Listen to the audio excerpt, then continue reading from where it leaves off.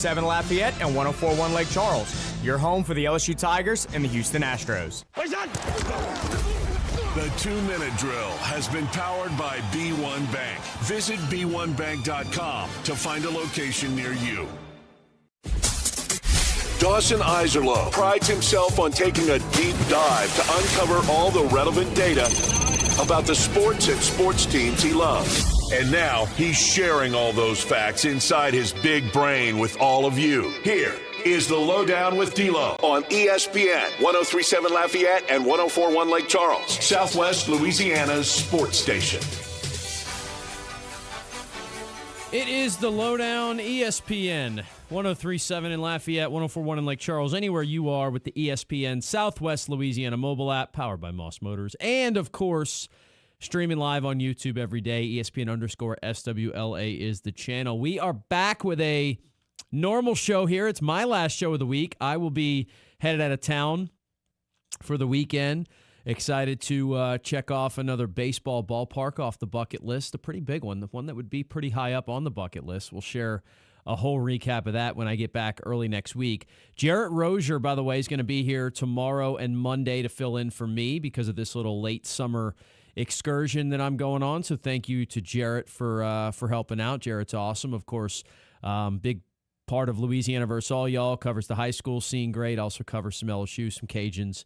So Jarrett is great, and he will be here filling in for the next couple days. But today we have a full show, and it is a jam-packed show. We have a couple topics that got added to the mix later on in the process because drama's happening that I didn't expect to be discussing on a mid-August Thursday, but there's that. And Preview 32 is off and rolling. If you missed it yesterday, we are back. We are previewing all 32 NFL training camps and previewing the seasons for every single NFL team with a guest on that knows the team better than I do, someone who covers each one of those teams respectively. We got things off and running yesterday with the Tampa Bay Buccaneers, courtesy of our friend James Yarko of the Locked on Bucs podcast. Appreciate him for hopping on. We will continue the theme today with two more Preview 32 guests, starting at the top of hour number 2 when we are joined by our friend Lauren Cox, who covers the Chicago Bears, producer with WPR, also host of the Locked on Bears podcast, does some play-by-play work as well over at 105.9 The Hog. So Lauren Cox joins us to talk Chicago Bears, and then at 2:30, Aaron Freeman, host of the Locked on Falcons podcast, joins us to talk Dirty Birds. Of course, the Saints' biggest rivals. Be interesting to see what their season is going to look like, and we'll talk with Aaron Freeman about the Atlanta Falcons, I should say, at the bottom of hour number 2. Our only guest in the first hour, we'll talk Saints. It's not going to be our official Preview 32 segment for the Saints, but it will be Seth Lewis, who was out at training camp back on Tuesday. The Saints had their joint practice today with the Jacksonville Jaguars, and they will play their preseason game on Saturday in the Dome. So I think today, by the way, if you're wondering, like, hey, are we going to see Tyler Shuck and all the starters? The answer is no, and the reasoning is mainly because, remember, when they get these joint practice things going, a lot of times coaches kind of take this as the preseason game, right? So for Tyler Shuck and some of the offensive starters and some of the defensive starters as well, today might as well have been the preseason game for them because they got live reps, they got action against the Jaguars, and they just want to go ahead and keep them out on Saturday. So you're going to see Spencer Rattler, you're going to see Zach Wilson, you're going to see some of those other names that are trying to make the roster, maybe trying to make an impact, and some of the younger players, you'll likely see them on Saturday instead of the starters. It is a good thing, by the way, and I'm glad that the Saints got these joint practices in today because if you'll remember this time last year, they actually had to cancel a few. I think one, the 49ers, remember, like had all those injuries and basically called up Dennis Allen and company and were like, guys, I don't know if we're going to get a whole lot out of a joint practice because we're just so banged up. And the Saints said, all right, well, then we'll just call it off. So they actually missed out on what was supposed to be a joint practice last year. And you hear a lot of coaches say they really like these things. They love joint practices. You know, some people, there's been some theories thrown out there. Could you even kind of replace some of the preseason games with a joint practice in the future? Like you've already kind of done that with the last preseason game going away and stuff. So anyway, the Saints did get out there this morning. We had a lot of reports. Little Jordan Tyson injury scare. I'm unnerved about it. I'm not gonna lie to you, but they say it's nothing serious. Hopefully that's the case. I hear the word hamstring and I start getting nervous. I don't like the word hamstring, especially when it's in the same sentence as Jordan Tyson left practice early. Not a fan of that, but for now, we're not going to go into panic mode just yet. So we've got all that and more. I don't even really want to start the show like this because, it's just, I think it's silliness. I think it's dumb, but it is a massively big topic all of a sudden in both NFL circles and college football circles. So let's at least I'll give some quick thoughts in the Locked In segment about the Jaden Daniels nonsense. Let's start the show.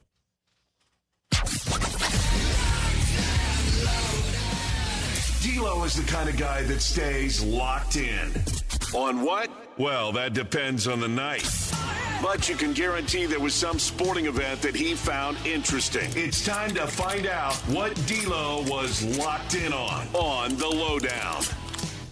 So, as I said, I will give, you know what, instead of just starting Locked In with the nonsense, I'll give two kind of cool pieces of information today to get us going in a good direction. Number one, on a NASCAR sense, you remember, of course, the tragic passing of Kyle Busch a couple months back. We got confirmation today that Ty Gibbs, who drives the number 54 car for Gibbs, is going to be using a throwback paint scheme for the Bristol Night Race that is dedicated to Kyle Busch and uses his old school M&M's paint scheme that was made famous by Kyle for so many years. So he will be recognizing the memory of Kyle Busch with that paint scheme. Remember, Kyle Busch ran a ton of his racing career for Joe Gibbs in that M&M scheme in the number 18 car. So Ty Gibbs is going to have a scheme. It looks awesome, and it's a tribute to Kyle. So that is a cool piece of information to start the day. How about another one? Jordan Spieth's leading a FedEx Cup playoff event right now on the PGA Tour. That is right. No, it is not 2014, but yes, Jordan Spieth is playing good golf. That was fun to watch this morning. Had that on in the background while I was getting some stuff done, and all of a sudden I looked up at the leaderboard, and Spieth had made 4 birdies in 5 holes. He shot a 5 under 65. It is the first leg of the FedEx Cup playoffs. So the playoffs go with 70 golfers. Then the top 50 will move on to next week. Then after that, the top 30 go to the Tour Championship. We no longer have starting strokes and all that stuff at the Tour Championship, which got rather confusing. So it's just, as of now, it's still points. So if you had a great regular season, like Scotty Scheffler is basically going to be a part of the top 50 no matter what. There's no kind of hey, can he drop out with a bad week? No. But the guys who are in that bubble area from 50 to 70, and then obviously the ones from 35 to 50 are also in jeopardy if the guys jump from below them. So that's how you kind of move on in the FedEx Cup playoffs. And Jordan Spieth was just on one today. He's actually tied for the lead now. Michael Thorbjornsen, who recently won on the tour, and Kurt Kitayama have joined him at 5 under par. Tommy Fleetwood, Gary Woodland are tied for 4th. Ricky Fowler is in solo 6th place right now. Never need an excuse to fit Rick in there, so shout out to him. Scheffler's 2 under. He's done for the day. He had an okay day today. Rory McIlroy did not play very well. Last I saw, he was a few over par, and looks like, he finished at 4 over. Wow. Rory McIlroy is 2 off of dead last so far at the St. Jude Championship at TPC Southwind in Memphis, which, by the way, was announced that this tournament is going away, at least for the time being, with the tour's kind of restructuring of the playoffs. So we got some good news out there. Spieth's playing good golf. We got a cool tribute going on to Kyle Busch. Now let's talk about some nonsense. You've probably seen it or heard it by now. Jaden Daniels apparently and his lawyer sent a cease and desist to LSU about using his name, image, and likeness. It's funny, too. The phrase name, image, and likeness has a different meaning than the context that we kind of use it in, because we use it as players getting paid. Remember, at the crux of this, at the base of what NIL means, it means a player's name, image, and likeness. Just that. Jerseys with Daniels on the back and number 5 on them, right?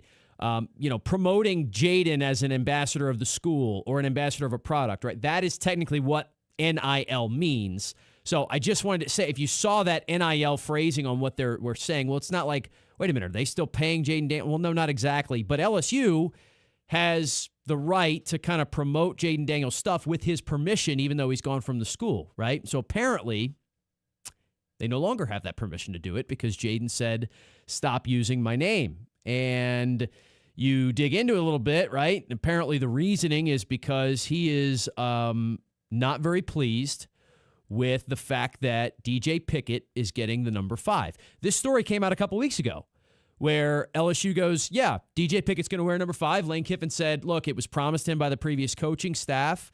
I'm going to honor that promise. At the time, we thought to ourselves, oh, well, that's kind of nice. It was something that maybe fell through the cracks, and, there was maybe a joke or two at Brian Kelly not doing his job, not getting the guy what he promised him, and so we'll move on from there.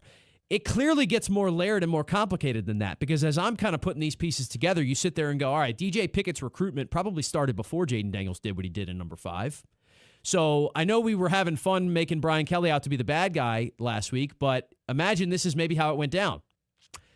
And this is, again, speculation. I've read some things in it, but this is kind of me connecting the dots, so I'm not saying this is exactly true, but this is what I see it to be. I imagine DJ Pickett was getting recruited by BK and company. They probably said, yeah, we'll get you to number 5. I mean, awesome. That sounds great. You can wear number 5. Then Jaden Daniels wins the Heisman Trophy and becomes an icon. And I imagine the next year or 2 years later, whenever it was when Pickett comes in, BK and his staff kind of go, well, DJ, I know we told you that we could have that number 5, but Jaden Daniels just won the Heisman. The timing of it's really not great. We kind of don't want to send any wrong messages there. So can we just go ahead and wear a different number for now, and we'll figure it out later? And I suppose DJ Pickett didn't have much of a choice in the matter and said, okay, whatever. Not happy about it, but I get it. And they moved on. And then Kiffin comes in, and maybe Pickett and company and his family or, agency, whoever's involved, said, hey, well, how about we revisit that whole number 5 thing? And Kiffin probably went, oh, okay, they promised it to you. All right, well, let's do it. I guess the big problem here is Jaden and his camp, and I'm going to use that terminology very, carefully. I understand there's some real feelings that it's his mother driving a lot of these decisions. I'm not saying that's wrong, but I'll just say his camp didn't feel like it was respectfully done. So maybe it's a situation where Kiffin called Jaden and said, not asking you if we can give number 5 to Pickett. I'm telling you we can give number 5 to Pickett. Maybe he didn't call him at all, and Jaden found out through back channels. I don't know what went down, but apparently whatever it was not satisfactory in Jaden Daniels' mind. But here's my thing, right? We're talking grown adults. We're talking all largely incredibly successful grown adults who are all doing fine, right? Kiffin and Daniels specifically I'm speaking of. There was no level of de-escalation that couldn't have ended with you filing a lawsuit against your former university, the one that you won a Heisman Trophy with. Now he's requesting to get the trophy back that, by the way, belongs to LSU because there's 2 of them. It's not like he doesn't have the trophy. He has his and then LSU has theirs. He wants that one back. He doesn't want LSU to have it at all. It's just so ugly. And for what? It's a number. If you didn't feel like it was respectful, then how many, that's what I'm saying. How disrespectful did it have to be for this to be the escalation? And I don't know, maybe it was, but I just have a hard time imagining that Kiffin and LSU called Daniels and said, hey, we don't really care what you did. We're giving the number away. Deal with it. I doubt that's how it happened. And that's how he's making it sound. So this is just then they're starting to talk about, Burrow didn't have his used or stuff like that. Look, here's my take on the whole number thing. We retire way too many jersey numbers in this country. I'll go ahead and say that. Okay, it's just I don't know if it's right up there with my we board and deboard planes backwards in this country take, which I firmly believe in. But I do think we retire too many jersey numbers. The New York Yankees, I get it. They're one of the most historic franchises ever. They got no single digits left. They got 30 numbers retired. They're going to run out of numbers to use. In college football, long has been tradition at a lot of programs that you got to be the man. And I'm talking not had a couple good seasons. Now, Colorado retired Shador's number recently, and that's an outlier. That's not what I'm talking about. You know the number 15, the Florida Gators? It means something, right? It means a lot. Tim Tebow, maybe the greatest player in the history of the program, certainly right up there. You know how many players at Florida have number 15 right now? There's 2 of them on the current roster that wear number 15. They have an offensive and a defensive player that wear Tim Tebow's number. So have they given Joe Burrow's number 9 out since he left? No, they didn't. Joe Burrow also is probably in a different class than Daniels is because not only did he win the Heisman Trophy, he also won a national championship. And we can sit here and compare accolades the whole time. It's just not worth doing. If somebody had been promised number 9 and Kiffin gave number 9 out, like, would we be, where would this conversation go? I don't know, because I also have a feeling Burrow wouldn't have filed a lawsuit against the school. But either way, it's just so confusing to me also in the fact that Jaden Daniels had a rather bumpy offseason, right? It was not a great year for him last year with the Commanders. There were a lot of things on and off the field, like, and I'm not saying he got into a bunch of trouble, but like the injuries, he couldn't stay healthy, and the team wasn't great. And so there's been this kind of, he's not at the level of C.J. Stroud yet, where everybody's like, wait a minute, why is there a big fall off after the Rookie of the Year season? But you'd think he'd be focusing all his energy and efforts on getting the Commanders back in order and getting his career right back on the trajectory we all assumed it was on. This just seems such wasted energy on all sides. Not to mention you're burning bridges with a school that was going to welcome you back as a legend forever, right? And I guess he thinks that they were disrespectful because of the number thing. I'm not taking a side firmly in the sand, but I'll tell you what, from what I've seen so far, I have a real hard time seeing it through the lens of Jaden Daniels and his camp. I guess that's how I'd put it. So we'll see where this goes. Just a weird story that's all over the place. I have loved the social media reaction to it, though. People are just too funny. Twitter, I'm not going to say it shouldn't be free because it should be, but my goodness, I enjoy me some tweets sometimes. I'll share my favorite one about this whole Jaden Daniels story after the break. It's the LohDown on a Thursday. Stay with us. This is the LohDown with D-Loh, live on ESPN 103.7 Lafayette and 104.1 Lake Charles, Southwest Louisiana's sports station. With storm season having arrived, ESPN 103.7 Lafayette, 104.1 Lake Charles, Southwest Louisiana Sports Station, and Mid-South Power Solutions in Crowley bring you these hurricane safety tips. Make sure to secure your home. Bring in outdoor items before the storm makes landfall. Have an emergency kit stocked with water, food, and medications. Know your evacuation routes and listen to local authorities. Stay informed with a battery-powered radio and make sure you have fresh batteries. Remember, safety is in your hands. These hurricane preparedness tips are powered by Mid-South Power Solutions in Crowley. Your local Generac dealer. Visit midsouthpowersolutions.com. ESPN 103.7 Lafayette and 104.1 Lake Charles is your home for the Houston Astros. And the Astros stun the Mariners. Hunter Brown, Yordan Alvarez, and the rest of the Astros are looking to get back to the postseason. You can listen to every pitch, hit, and thrilling victory of the Houston Astros. Incredible! As Robert Ford and Steve Sparks will be on the call. Tune in this season for live Astros baseball on Southwest Louisiana's sports station. Did you know you can get great tasting Clear Springs artesian water delivered to your office or your doorstep at home? Clear Springs is 100% local with their own bottling facility at the world-famous Kentwood Aquifer, no chemicals added. Just pure Kentwood, Louisiana artesian water. Clear Springs Water offers delivery of 5 or 3 gallon water service with a hot and cold temperature water cooler or even single-serve bottles delivered to your home or office. Easy to reach, clearsprings.net, then contact us tab or 337-519-3563. Let's try something new, like not overloading your outlets. Up next, from Mr. Electric.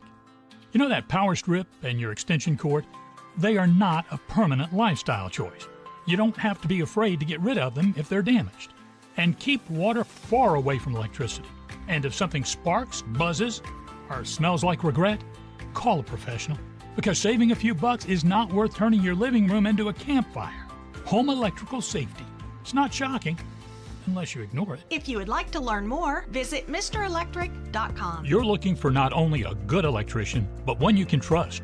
Here's Sean Dorey with Mr. Electric. Yeah, I love what I do. I love serving our community. It's a pleasure, it really is. Our reviews speak for the passion that I have. You know, we want to do good business. We want to be someone that you can trust to come in to your home. Call Mr. Electric today or see us on Facebook. Hi, I'm Nancy Landry. No matter what part of our great state you call home, Louisiana's elections are an important part of who we are. In 2026, closed party primaries will change how some of those elections happen, so you'll want to know what to do. Keeping your registration current ensures you'll get the right party-based ballot. Remember, this change only applies to certain offices. To learn more, visit govote.com or download the GoVote app. Paid for by the Louisiana Secretary of State's Office. Your Honor, I would like to introduce exhibit number 1. MeTV is America's #1 classic television network. There can only be one number 1, me. MeTV features over 60 of the greatest classic TV series each week. Go with the winner. Enjoy dramas, comedies, westerns, sci-fi, and more. You just watch me. Watch MeTV Acadiana on KLWB, over the air on Channel 50.1. Check your local cable listings for the channel in your area. MeTV is memorable entertainment television.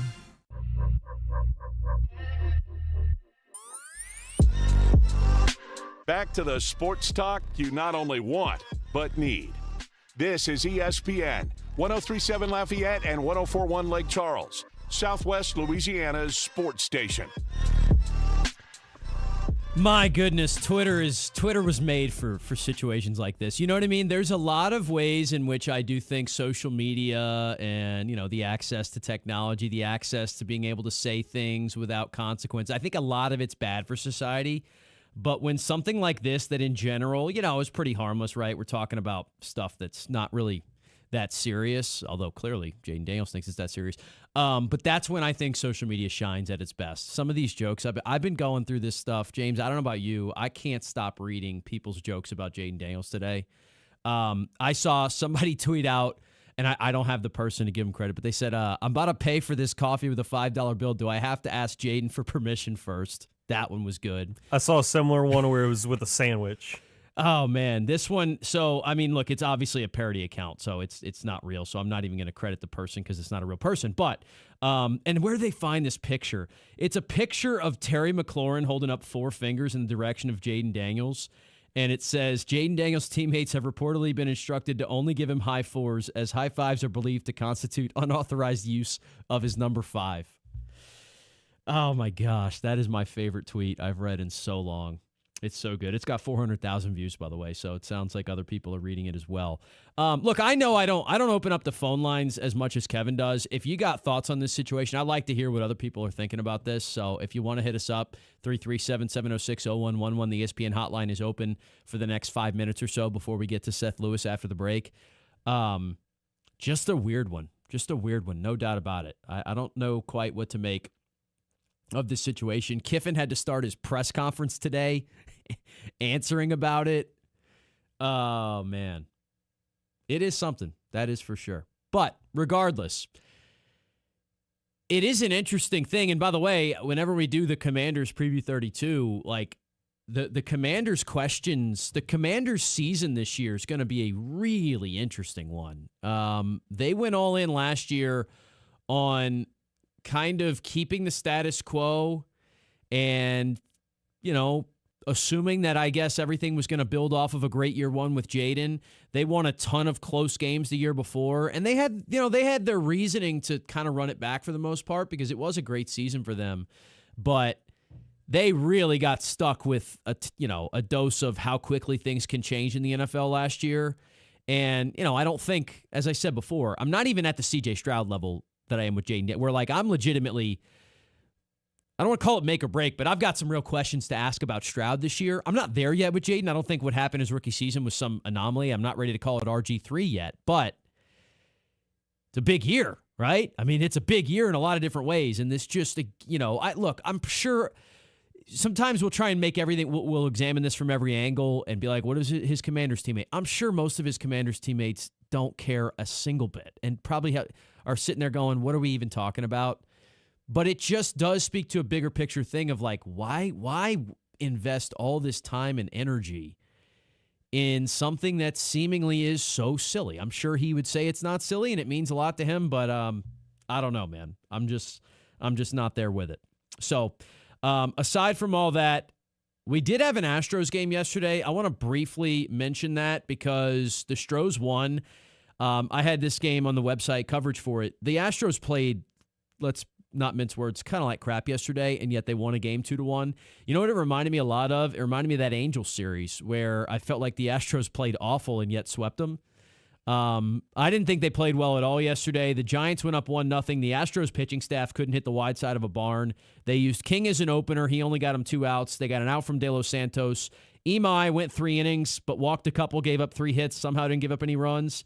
And then the back end of the bullpen did their thing. A.J. Blueball was good. Okert, Abreu, Hader were all really good. And Josh Hader's ERA, by the way, is now under 1. So the back end of the bullpen was good. And then the Astros got a couple of timely sac flies. But the Giants, I mean, one of the runs the Astros scored was off of, kind of the Giants just handing it to them on a botched ball and then a pass ball situation. In the top of the 7th, it was an error. It was a ball Varsho hit way up into the sky, and they just lost it, and he got on base from that. And then Velasquez hit the sac fly. Then the second run they got was another sac fly after Taylor Trammell hit a triple. It was just one of those where you sit there and go, hey, take 2 out of 3 when you don't play well. That's the name of the game right now. Enjoy an off day. The Rangers lost to the Angels last night. I actually got to watch that one. It was a little Wednesday night baseball on ESPN. The Mariners lost again to the Yankees, so they've lost 6 in a row. So it was a good day to be an Astros fan yesterday, albeit a day where I didn't think they played particularly great. And now they get an off day today, and they'll start a 3-game set with the Mariners on Friday night in Daikin Park. Peter Lambert, by the way, is going to get the ball against George Kirby, so actually a sneaky good pitching matchup on a Friday night as well. Yeah, interesting stuff going on in the league right now. The Tampa Bay Rays have, by the way, quietly won 9 in a row. We never talk enough about the Rays. That's kind of par for the course for them, but they're playing great baseball yet again. The Brewers are the best team in baseball that nobody talks about, although the Cubs have slashed that division lead from 6 games to 3 in the last 3 days. 3 up for the Cubs, 3 down for the Brewers. Cubs get their hated rival St. Louis Cardinals at Wrigley this weekend, so keep an eye on the NL Central. And also those San Diego Padres, 5 in a row for them. They're not going to run down the Dodgers, but the wild card in the NL is going to get pretty spicy when you consider, think about this right now. You've got the Cubs in a really good spot. Then you have the Padres, Diamondbacks, and Phillies all jammed up in that mix. Don't count out the Marlins and Cardinals yet. And only 2 of those teams are going to get in, right? Assuming the Cubs keep their thing rolling. Only 2 of those teams are going to get in the playoffs with that last wild card spot. So interesting happenings in the world of Major League Baseball right now. All right, we didn't get a chance to talk to Seth Lewis last week, but he was in Canton for the Hall of Fame. I want to get his thoughts on that, and then I want to talk a little Saints training camp, get an update on everything happening now. Seth Lewis at WWL TV in New Orleans joins us after this. You're listening to The LohDown on a Thursday. Stay tuned. This is The LohDown with D-Loh, live on ESPN 103.7 Lafayette and 104.1 Lake Charles, Southwest Louisiana's sports station. This game isn't fun. This game is a war. It's time for the 2-minute drill. Hurry it up, hurry it up, hurry it up. Powered by B1 Bank. Visit B1Bank.com to find a location near you. Come on, let's go, you guys. Get in here, we gotta go fast now. The Houston Astros took the go-home game with the San Francisco Giants 2-1 yesterday afternoon. Nick Allen delivered the decisive go-ahead run on a sac fly in the 8th inning to seal it for Houston. Now the Astros will have a day off as they travel back to Houston to get ready to host the Mariners on Friday night. Quarterback Jaden Daniels has issued a cease and desist to LSU, telling his former school that they can no longer use his name, image, and likeness. The decision by Daniels' camp was made due to sophomore cornerback DJ Pickett being given the number 5 jersey for the upcoming season. New head coach Lane Kiffin gave Pickett the number 5 jersey earlier this offseason, stating that the previous coaching staff promised the number to Pickett during his recruitment to LSU. Will Wade has finally added another player to his team in UCLA transfer guard Sky Clark. Clark is seeking a waiver for a 5th year of eligibility, and if granted, LSU would be his 4th team in 5 years. The NFL preseason gets fully underway tonight with 6 games taking place. Play begins at 6 p.m. with the Detroit Lions facing the Cincinnati Bengals and the Green Bay Packers taking on the Pittsburgh Steelers. Then 3 more games will follow at 6:30 and 7 p.m. before the last kickoff of the night between the Tennessee Titans and the San Francisco 49ers at 8 p.m. The Los Angeles Lakers were sold yesterday for a record-breaking $12.5 billion to Josh Kushner and Bob Iger. The sale is the largest for a sports franchise in history, beating out the Lakers' previous sale in 2025 by $2.5 billion. I'm Blake Persher, and you're listening to ESPN 103.7 Lafayette and 104.1 Lake Charles, your home for the LSU Tigers and the Houston Astros. The 2-minute drill has been powered by B1 Bank. Visit B1Bank.com to find a location near you.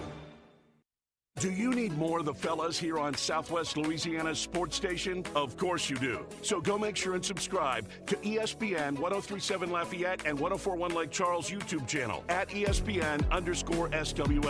Don't forget to turn that bell on so you get notifications for new episodes of Fort Tire Change Podcast, where Dawson Iserloh talks all things NASCAR, or Cleats and Sneaks with James Mesh. Get yourself more of Southwest Louisiana's sports station at ESPN_SWLA on YouTube. BB's Auto Sales has been serving Acadiana since 1966. Cleanest selection of pre-owned cars, trucks, and SUVs. Need financing? No problem. BB's offers easy financing for all credit types, including in-house financing. Plus, they're paying top dollar for your trade. Voted top 3 dealership in Community Choice Awards 2 years in a row. Visit BB's Auto Sales, 2 convenient locations off Johnston Street and in Abbeville. bbsautosales.com. Cleanest cars in Acadiana.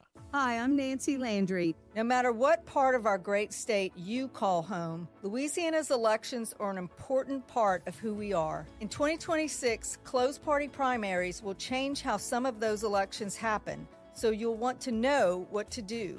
Keeping your registration current ensures you'll get the right party-based ballot. Remember, this change only applies to certain offices. To learn more, visit GoVote.com or download the GoVote app. Paid for by the Louisiana Secretary of State's office. Oh, look who's here. Everybody Loves Raymond is on MeTV. Who told you that? Raymond! America's #1 classic TV network. Nothing even comes close. Enjoy 2 back-to-back episodes every weeknight. We're doing it twice. Watch Everybody Loves Raymond. Yeah, it's all about you, Raymond. Weeknights starting at 8 on MeTV. Watch MeTV Acadiana on KLWB, over the air on channel 50.1. Check your local cable listings for the channel in your area. We are the NFHS. That stands for the National Federation of State High School Associations. But really, what we stand for, together with the LHSAA, are the 110,000 high school sports students in Louisiana. And so we stand. We stand for the runners, soccer and basketball players. We stand for their coaches, administrators, and officials. We stand for the swimmers, football players, and wrestlers. We stand for the golfers, softball, and volleyball players. We stand as the national leader and advocate for high school athletics and all who participate in them and make them possible. Because it is our purpose to ensure that high school students get to play, perform, and compete together. To learn more about who we are and what we stand for, visit nfhs.org. You know the routine. Eat, sleep, sports talk, repeat. Well, up and at 'em. We're here. Here is more daily sports talk from ESPN 1037 Lafayette and 1041 Lake Charles. All right, we are back here on the LohDown. Our first guest of the day is our friend Seth Lewis, WWL TV, covering the New Orleans Saints, the Pelicans, and more. Seth, what's going on, man? Dawson, what's happening, man? How you doing? I'm good, man. Obviously, first off, I want to go back to last week in Canton. I know it was a hectic week for you, as it was for us as well. But from your time over there, getting to experience everything that was the Hall of Fame induction, what were your big takeaways, man? Yeah, I'm going to talk about just the ceremonies and not the travel to and from, because that's another story in itself. It's 2 different stories. But look, it's a really cool event, and to be able to see like the gold jacket ceremony, for example, and like I've seen it before, but I guess I've never like fully paid attention to how the Hall of Famers line up on each side of the stage, and they are the new Hall of Famers are being greeted by these old Hall of Famers. The way that I put it in my story was it's the past accepting the future into the present. You know what I mean? Like, it was such a cool thing to see all of these guys lined up greeting Drew or Larry Fitzgerald, whoever it was, as they like walk into this forever home when it comes to football.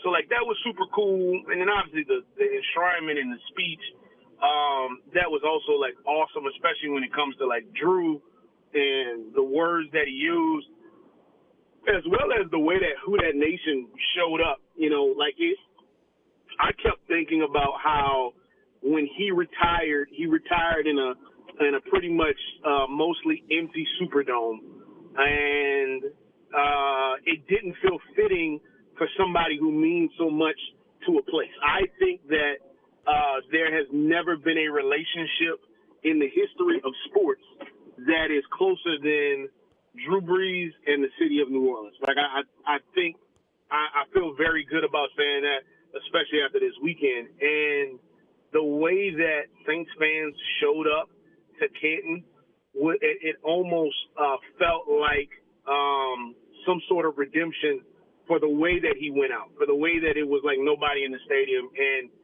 the Saints didn't even play in that preseason game on Thursday, and yet, like, he still got the loudest ovation, and they were still the largest fan base there. So I thought all of that was really cool. And then even on a personal note, I got when I flew back to New Orleans, I was on a flight with Earl Campbell, and I struck up a conversation with him, and I ended up having lunch with Earl Campbell for like 2 hours.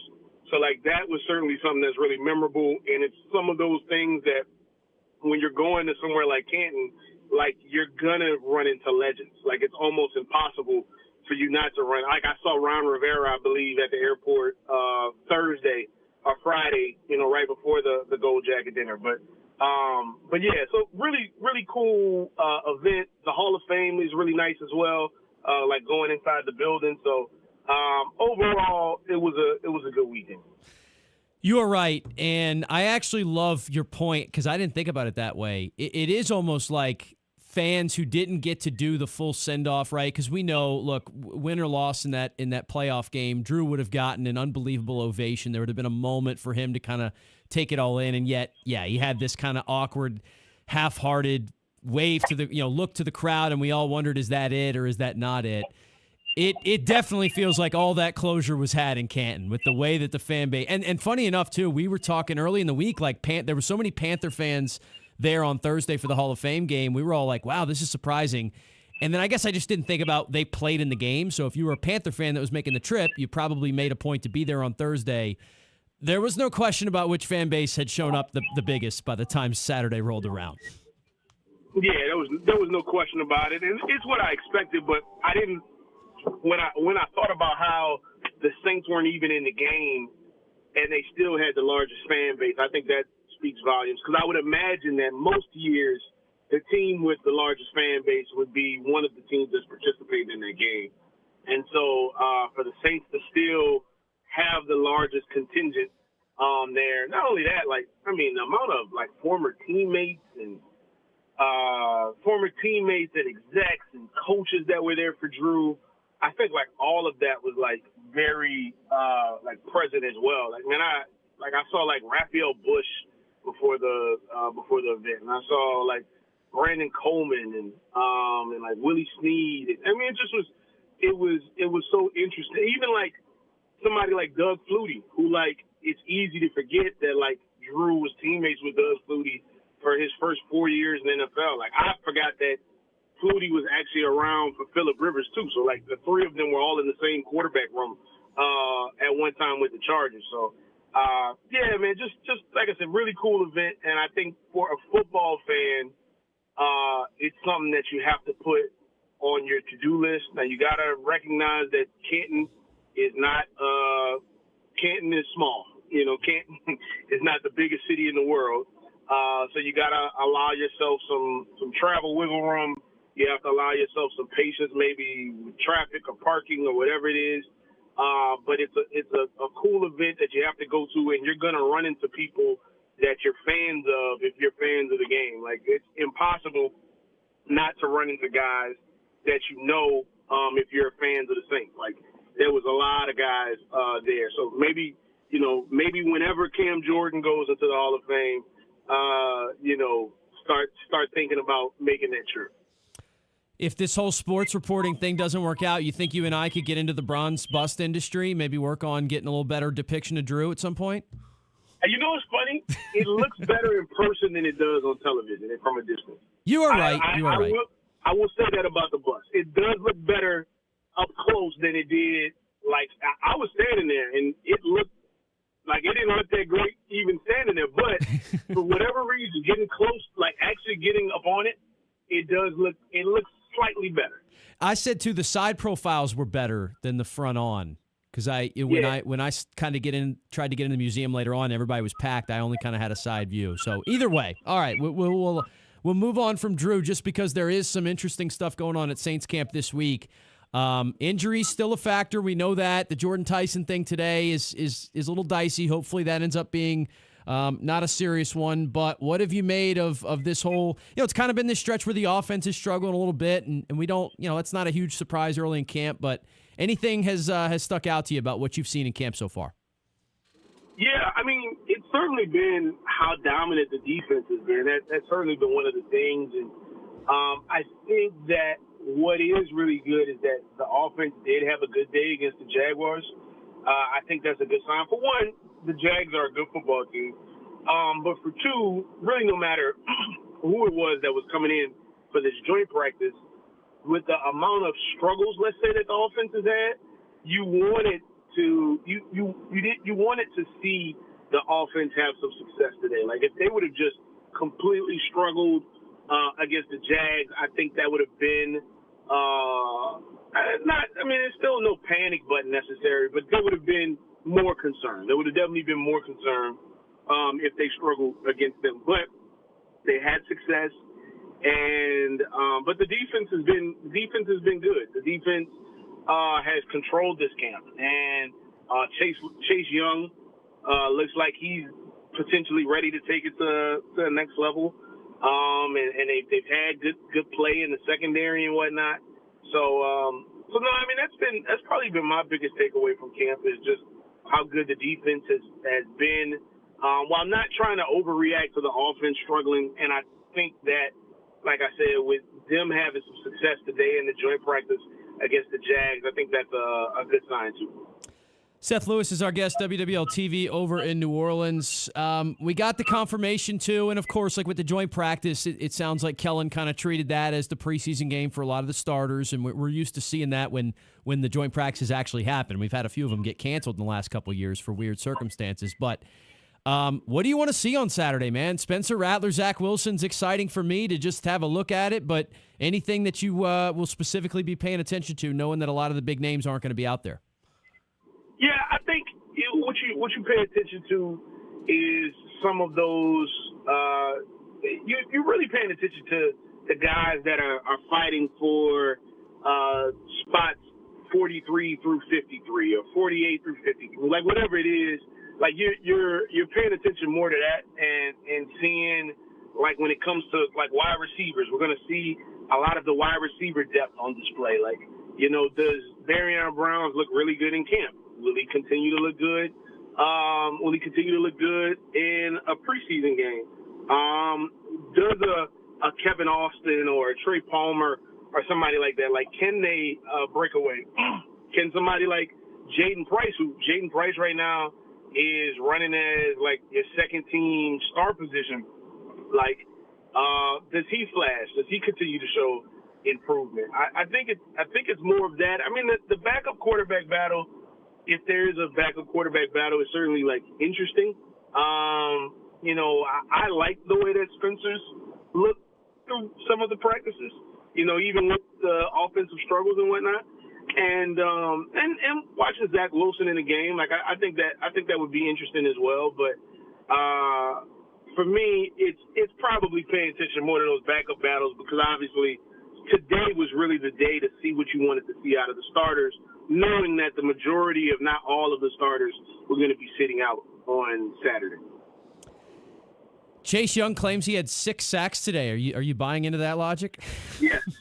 Yes, I'm buying into that logic. Like, I mean, every practice I've watched, he's had at least 1 or 2 sacks. So, or at least it feels that way. Maybe he hasn't, but he's just been everywhere. And that's another one of those, like, you hope that it's more on the positive side of Chase than, like, before today I'm talking, that it's not on the negative side for, like, a Kelvin Banks. Because Kelvin Banks has been the one that he's primarily been going against, and Chase Young has won that matchup clearly. And Kelvin had a little bit of issues today as well. But I mean, it's second year, and he's still testing things out. So there's no reason to panic there either. But yeah, I believe him. If he says he has 6 sacks, like he might even be underselling himself the way that he's played in camp so far. If he is what he could be, Seth, isn't it just, don't you think it changes this defense if he is what he could be? Yeah, I mean, look, we're talking about a guy that got 10 sacks in, 10 games or 12 games? Or I forget the number of games that he played last year. But obviously he missed those first several games. And so,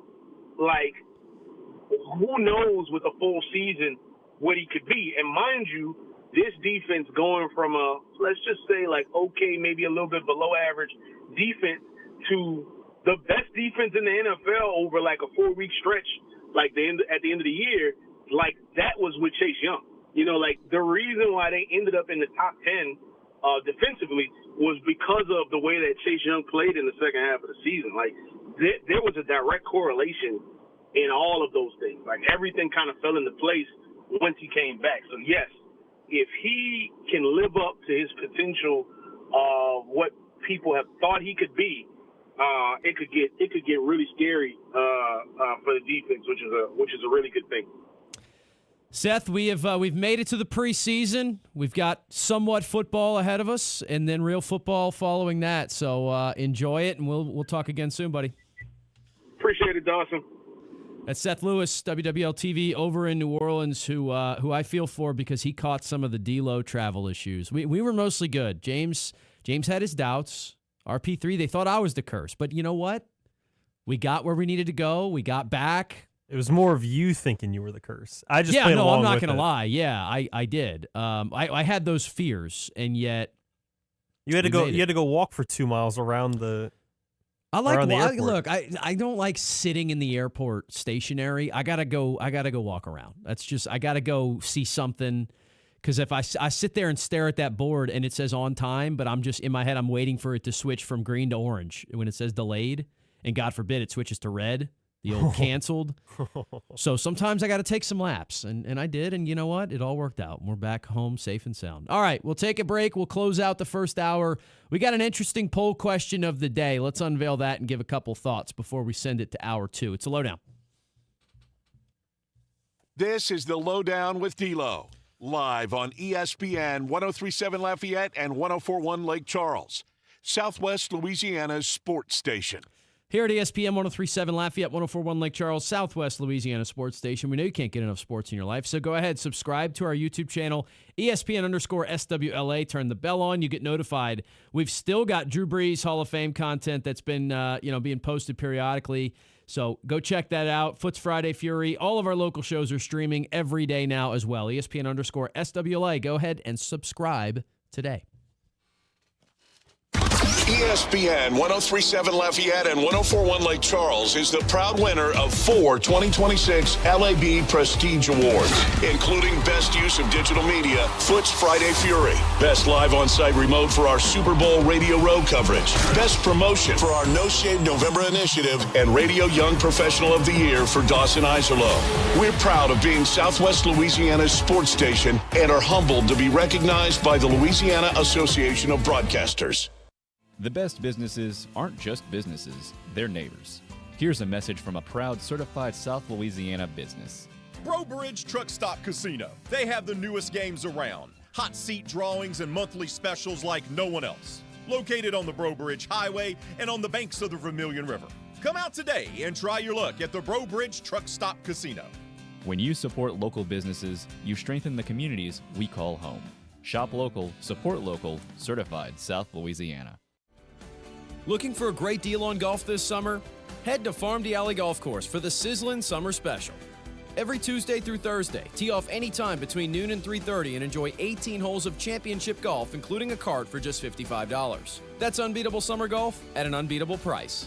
Gather your friends, sharpen your game, and make the most of your afternoons at Farm Alley Golf Course. Book your tee time today and take advantage of the Sizzlin' Summer Special, only at Farm Alley. Hi, I'm Nancy Landry. No matter what part of our great state you call home, Louisiana's elections are an important part of who we are. In 2026, closed party primaries will change how some of those elections happen, so you'll want to know what to do. Keeping your registration current ensures you'll get the right party-based ballot. Remember, this change only applies to certain offices. To learn more, visit govote.com or download the GoVote app. Paid for by the Louisiana Secretary of State's office. You're listening to the 2026 LAB Award winner for Radio Young Professional of the Year, Dawson Iserloh, the host of the LohDown with D-Loh on ESPN 103.7 Lafayette and 104.1 Lake Charles, Southwest Louisiana's sports station. It is the LohDown. We are back here inside the Beal and Hebert studios in Upper Lafayette. We do have a poll question of the day today. And this one, it's always it's been an interesting conversation point for a long time now. I've had this conversation with some people, different variations of it. So we're asking you, is putting your own last name on a team jersey acceptable? Okay? And absolutely it's fine, depends, or no way are the choices. 42% are saying no way. That's actually the majority. That's leading the way right now. 29% say absolutely. 21% say it's fine. 8% say it depends. So there's a couple different pivot points for me in this conversation. There is a group of people out there that say they would never wear the name of another man on the back of their shirt. And to those people, I think they take life a little bit too seriously. I'm just saying. They say, well, you wouldn't wear the jersey of your favorite accountant. And I think that's the most out of left field, makes no sense at all argument that I've ever heard in my life. You wear jerseys because sports are fun and like being a fan is fun. And it's this cool thing we do where we root on the teams we like. Now, am I a little more particular about jerseys that I'm willing to get than some others? Probably so. Like, I generally kind of feel like it's reserved for me. The only time I'll get a jersey is when I have like a really deep respect for not only the player but the person, and because I almost think it's like it's an endorsement of that person, right? When you're wearing that jersey around. So I'm very hesitant. Like, if a player comes onto the scene, has a great year, I don't want to all of a sudden scoop up their jersey right away, because then, look, what if we end up kind of learning more about that person and they end up not being a great guy? They get involved in all kinds of legal stuff. Then I wouldn't want to wear that jersey around. So, like, I'll tell you right now, the jerseys I have a Drew Brees jersey. I've had multiple. I have a Taysom Hill jersey. I do have a Tom Brady one. I know that one's not going to be popular with this crowd, but I respect greatness. I have a Tom Brady jersey. And then baseball, I have David Wright, who was my favorite player of my entire childhood, first player who made me fall in love with the game. I got a Mets David Wright jersey, and I think that's it. I did have a Chris Paul jersey at one point on the Hornets. I was a kid, though. Doesn't fit. At some point, it was given to Goodwill or given to somebody. I don't know. I don't know who has that one. There was a Marcus Colston at one point that also doesn't fit anymore, but like those, I think all those players fit my kind of rules and requirements for it. Putting your own name on a jersey, the thing that I think of that's like the most easy to kind of make this, like, look, would I put my name on a Saints jersey? No, because I never played for the Saints, and like it just, but I get it. Like, I don't think it's crazy. It is funny for me to sometimes try to pick out, like, if you see somebody wearing a name and number that like doesn't, you're like, who is that? And then you're trying to think to yourself, is that just a person who has like a really niche jersey of a player who did play for this team, or is that their own name? I like trying to play that game sometimes. Like, my buddy has a Malcolm Roach number 97 jersey for the Saints. And you just sit there and go, who is that? If you aren't a real, like, I know who it is, but the first time, I'll never forget, I had an extra ticket to a Saints game, and I invited him, and he shows up in this 97 Malcolm Roach jersey. And I was like, what are you wearing? And he's like, Malcolm Roach is awesome. He wasn't even on the team anymore, by the way. And I was like, fair enough. I kind of respect it. So, but back to my original point, the thing if you're putting your own name on a jersey, especially if it's a college team, I think that makes a ton of sense. Because first of all, by the way, until a few years ago, you couldn't get jerseys with a college player's name on them anyway, at least not authentic ones, right? You could, I guess, have it made in China or something. because of the NIL rules. Now you can, but it's like that player's going to play for your school. Nowadays, you're like, maybe for 2 years. Who knows how long he's going to be here. But as I've said, like especially if you graduated from the school, you go, hey, man, I didn't maybe play on the football team, but I'm a part of this university.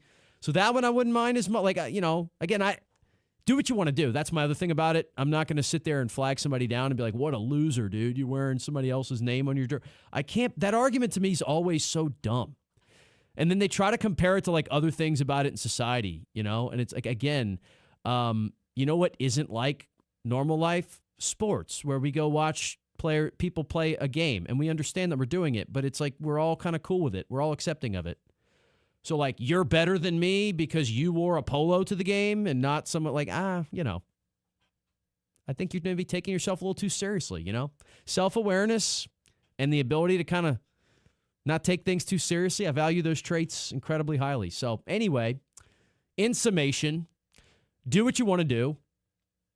I wouldn't get my own name on a jersey of a professional team. Probably wouldn't really do it on a college jersey either, but I certainly don't mind if you do. And you can tailgate with us, watch the game with us. It's all cool. So I have no complaints. I have no problems with it. All right. That is hour number 1. Hour 2 coming up. We've still got a lot to get to. We have 2 Preview 32s to do. We have a Remember That guy that I am excited to unveil because it's actually 2 names that go hand in hand that I think some of you are going to remember, most of you aren't. And we also have some Coach Des audio, some Sam Levitt audio. We're going to try and squeeze that in probably at the end of the hour. So all that is coming up in the second hour of the show. Stay tuned. You're listening to The LohDown. It's ESPN Southwest Louisiana Sports Station. We'll be back after this break.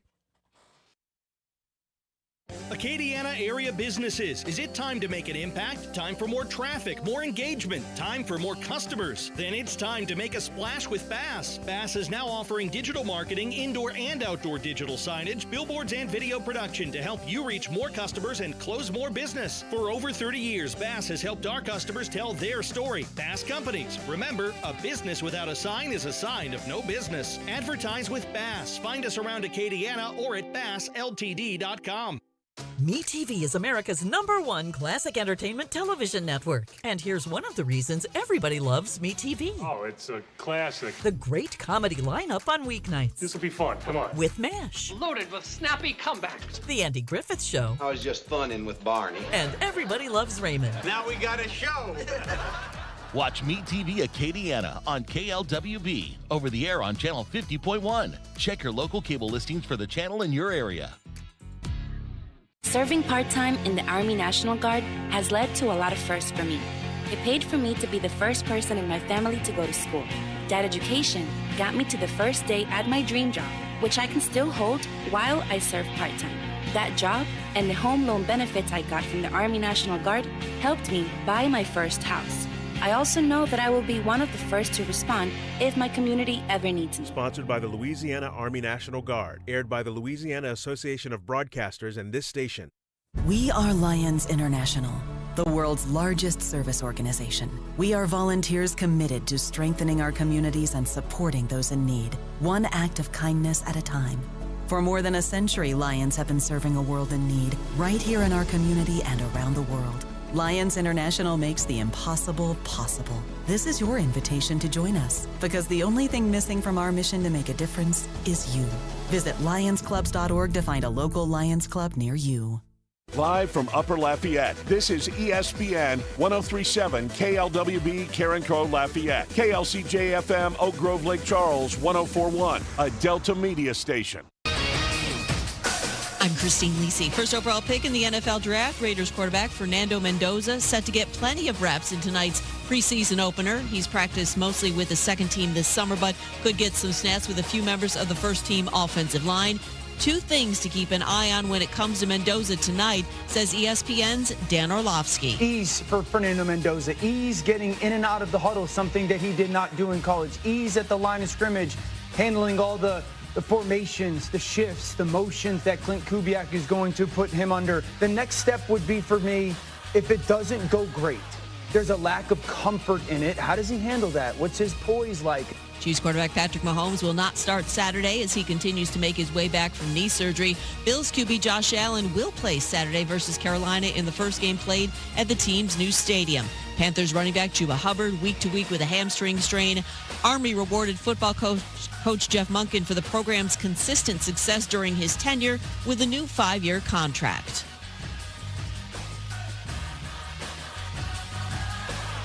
Hey, it's your resident Super Bowl champ, Chris Candy. Coming up Friday, Baker and the Bucks couldn't agree on a new deal. I'll tell you if any bad blood will carry into the regular season. It's Unsportsmanlike, 6 a.m. Eastern, right here on ESPN Radio, ESPN2, and ESPNU. Dawson Iserloh prides himself on taking a deep dive to uncover all the relevant data about the sports and sports teams he loves. And now he's sharing all those facts inside his big brain with all of you. Here is the LohDown with D-Loh on ESPN 103.7 Lafayette and 104.1 Lake Charles, Southwest Louisiana's sports station. It is the LohDown on a Thursday, hour number 2 of 2 here inside the BLNA Bear Studios in Upper Lafayette. We are hanging out with a lot to get to and a lot to talk about. We started the show off. The Jaden Daniels stuff is getting weird. He's not too happy with LSU, and that saga has developed into a complicated one over the course of the day. The PGA Tour, FedEx Cup playoffs, FedEx St. Jude Championships, Jordan Spieth. Nice surprising round of 65. He's tied atop the leaderboard over there, so we gave you an update to that. But we are going to switch gears and do a lot of NFL here in the second hour because our Preview 32 series has begun, and the Chicago Bears are next up on the clock. So let's get into it, and let's have another edition of Preview 32.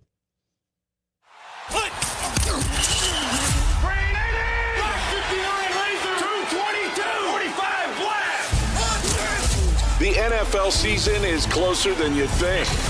And D-Loh wants to make sure you're prepared once it's here. I like this kind of party. It's time for Preview 32 on the LohDown. And to talk Chicago Bears, we welcome onto the show Lauren Cox, the host of the Locked On Bears podcast, with us for another season. And it's certainly been a pretty fun offseason for the Bears. So, Lauren, thank you for doing this. Of course. Glad to be back. Yeah, so, man, obviously a whole lot better vibes, I imagine, from this time a year ago where a lot of people were kind of collectively deciding whether or not they were out on Caleb Williams, and then the Ben Johnson effect happened. The Bears got better as the year went on, and I mean, they won a lot of games. I know it probably felt a little, at times there were some games the Bears probably didn't really have any business winning that they did. Like, it was one of those years where a lot of things went right. When you looked back on the season in review, like what did you think of how it all went down? Yeah, I mean, certainly it's one of those kind of magical seasons that you try not to take for granted at the time, because certainly for this franchise, those have been few and far between. But you also recognize that, hey, like, they can't keep getting away with it that way. And I think the fan base has appreciated that Ben Johnson has been taking that approach this offseason and basically saying, like, yeah, last season was great, but we can't keep doing that. Like, we're going to be a lot better if we're going to keep winning those games. So they can't just rest on, they won 11 games last year, so you can just kind of keep doing things the same way. And I think so there's this like simultaneous appreciation of how fun it was, and also recognition of, hey, that's not going to cut it in 2026. At the same time, given how fun the season was and all the excitement about what the Bears were accomplishing, how big was beating Green Bay in a playoff game to kind of like having something at the end of it, you know what I mean? That still is like, hey, not only was this a fun season, there was some real, and of course, look, they were that close to beating the Rams as well. I mean, it wasn't like they got blown out. Yeah, absolutely. I mean, the Packers games always feel like playoff games, even in the regular season, but especially to do it in the postseason. And I think especially in that game, there always seemed to be like some kind of asterisk when the Bears would beat the Packers. Like in the regular season, Jordan Love got hurt, so Malik Willis came in. So, from a fan base perspective, Packer fans could say, well, you didn't really beat the Packers because of X, Y, or Z. And even in that playoff game, well, Micah Parsons wasn't out there, so did you really beat the full-strength Packers? But, like, they took Jordan Love's best punch, 300 yards, 4 touchdowns in that game. They were able to still go shot for shot with them and come back and win at the end there was just one of the most memorable Bears playoff experiences, really since the Lovie Smith era at this point. It's been almost 15 years. The game against the Rams, too, just like, and I didn't watch the whole game back, but I was looking at box score numbers. I mean, they ran the football for 160 yards in that game, which was one of their highest season outputs. It's obviously difficult when you don't end up getting the result, but we think, too, about what the Rams were and Stafford having this MVP season. And, I mean, to take that game to overtime, it's, in some ways, of course, and I'll be the first one to say this, you always assume you're going to be right back in that spot again. That's not how it works. But it's got to be the ultimate, like, hey, this is the first big step. Now let's build on it based on how well they played at times in that football game. Yeah, and I think it shows them, like, what the standard has to be in order to, advance to a conference championship game and try and advance to a Super Bowl. That, like, hey, even as good and fun and exciting as they were last year, like, it quite literally wasn't good enough. And even in that game, right, the Bears tied it with, under 30 seconds left in that game on a Caleb Williams touchdown. It was the same excitement we were used to, but even in that one, like, you come up short in overtime. Like, you can only come back and pull things out of by the skin of your teeth and off your rear end as many times as you can, and eventually it catches up to you. And it was like that late in that overtime, like they had opportunities, went back and forth, but it kind of highlighted the need to be more consistent overall and not just rely on late game heroics every time. From there, we move to this offseason. The Bears have, of course, made some changes, as everyone has. Tremaine Edmonds, the name to me that maybe pops out as somebody who's departed. Who is the most significant subtraction in your eyes? Probably wide receiver DJ Moore, who they chose to trade away. Actually, you know what? I'm gonna reverse that. I'm gonna say center Drew Dahlman, just because he was a surprise retirement in the middle of March, and like that was the one they had the least control over. Like they knew they were gonna probably trade away DJ Moore and get a draft pick and say, hey, we're fine at receiver. They knew they kind of wanted to make a change at linebacker anyway, but they had been planning on center Drew Dahlman to be their center of the long-term future. They were hoping for 5-10 years of Caleb Williams and Drew Dahlman under centers exchanging snaps. And when he kind of retired out of nowhere, that threw a big wrench in their offseason plans, and they kind of had to scramble. And they've got a patchwork solution there for now, but it's one of the more minor concerns of like just how steady will they be at center without Drew Dahlman. I know, the Kobe Bryant acquisition and the injury there, so it's kind of mixed emotions for sure. What else really has Bears fans excited about what was added to this roster? Yeah, so the plan for the offseason was largely supposed to be, hey, we're going to make this secondary better, and as a result, that's going to help make the pass rush better because you're going to be able to cover better, make the quarterback hold on to the ball a little bit longer, give the pass rush that much more time to get to the QB. So Kobe Bryant was supposed to be the really critical centerpiece of that, and then they paired him with a first-round rookie and Dylan Thieneman out of Oregon to be their other safety, and now kind of like all eyes look on you, kid. Like it's your time to step up as the first round pick, the rookie. You're supposed to now be kind of the instant savior of that defense. So I think he's the kind of the one that they're saying, hey, if we can get better coverage from him and their backup plans around Kobe Bryant, and if some other guys can get healthier, Jalen Johnson seems to be healthy and playing well, and they're still waiting on Kyler Gordon to get back. That so some of the big addition is just guys who were injured last year and missed most of the season coming back to be the best version of themselves should help make the Bears a better team as a whole. Lauren, our morning host today actually made the point that he thinks the NFC North is the best division in football. He can make an argument for each team finishing first and each team finishing fourth. Do you agree with that logic, and what do you make of the division as a whole? Yeah, I'm not sure there's another division in football that you can truly say that about. Like I was just glancing around as you said that. I'm like, yeah, I don't think every other division has at least like one team that you just kind of know they have really no shot at being the first place team. But yeah, I mean, this is also the only division in football last year where every team finished above 500. Like it was viewed as, this bad down year for the Detroit Lions. And, the Vikings were pretty disappointing with J.J. McCarthy. They were still 9-8 and like right in the mix for a wild card playoff spot at the very end. Like Green Bay snuck in at 9-7-1 as that wild card playoff team. So all these teams right there neck and neck, and it feels like the Vikings with Kyler Murray could take a big step forward. We all expect the Lions to be healthier and bounce back a little bit. Green Bay is obviously always dangerous once they get Micah Parsons back, especially. So there's a big target on the Bears back at 11-6, and I'm not expecting them to necessarily run away with the division or anything this year either. Well, the new questions that we're asking our Preview 32 guests this year, Lauren, the first of them, the most important player on the Chicago Bears this year is who and why? I mean, it's always going to be Caleb Williams as the quarterback, but that's kind of the obvious answer. So if I go non-quarterback division there, I'm going to go with cornerback Jalen Johnson. Talked about how covering better is going to be so critical to what the Bears want to do defensively this year. And so far in training camp, he looks like his old self. I mean, he was a Pro Bowl player. They gave a big contract extension to. He can shut down a number one wide receiver on the other side. And if you have a bunch of injuries elsewhere in the secondary, like having that one cornerback that you can just say, yeah, we're going to stick him on Justin Jefferson. We're going to stick him on Amon-Ra St. Brown. We're going to stick him on whoever the other team's top receiver is. And then you feel like with the rest of the guys, you can kind of space out and, throw some double teams here and there, get some safety help if your other cornerback is weak. But if you just know in the back of your mind you've got one corner who you can just kind of set it and forget it on one receiver, that makes the job so much easier to give a rookie safety some help, or if you have a backup slot cornerback, to give him some help, knowing that you've got one corner that you just don't need to worry about or help whatsoever. So as long as he is healthy and playing at his best, that's going to be really one of the key linchpins holding this Bears defense together.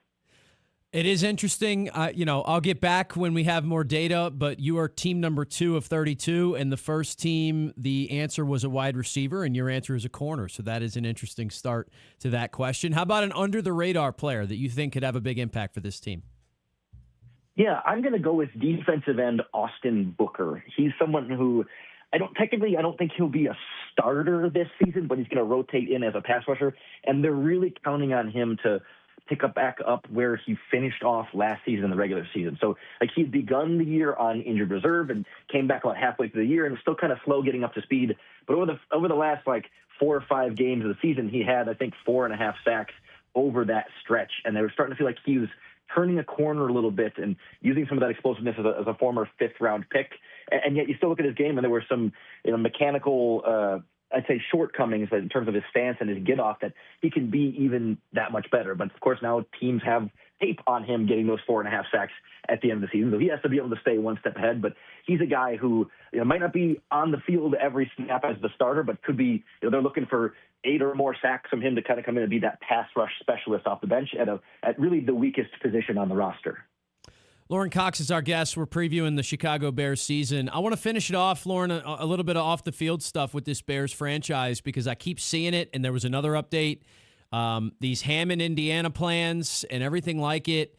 It's a strange situation to me, but I don't, maybe understand it from somebody who covers and follows the team. So what do you make of this whole standoff between the city, the organization, these plans to build a stadium elsewhere?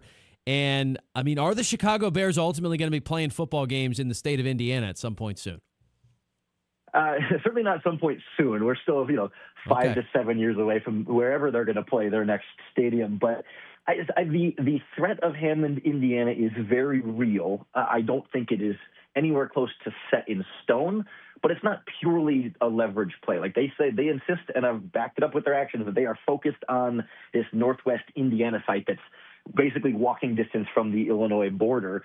But, they still haven't put a lot of money into that. They haven't put, certainly not shovels in the ground. And the whole thing has just been a matter of which state government will give them the best tax incentives. And right now, Indiana has been a lot more forthcoming with that than Illinois. But even today, the Illinois governor said they're still having conversations with the Chicago Bears. So the door is not closed on a return to Illinois, but the legislature kind of has to get together and find a tax deal, whereas Indiana kind of passed something right away that's super generous to the Chicago Bears. So the Bears have kind of looked at, I get the impression, of course, they would prefer to stay in Illinois. They won't say that, but they would prefer to stay in Illinois. But Indiana keeps making them offers they can't refuse. So they're going to keep flirting with Indiana while giving Illinois every chance to bring them back. But if Illinois doesn't bring them back, they absolutely will go to Indiana. But they'll still be called the Chicago Bears, just like how the Kansas City Chiefs are moving across state lines, but they'll still be the Kansas City Chiefs.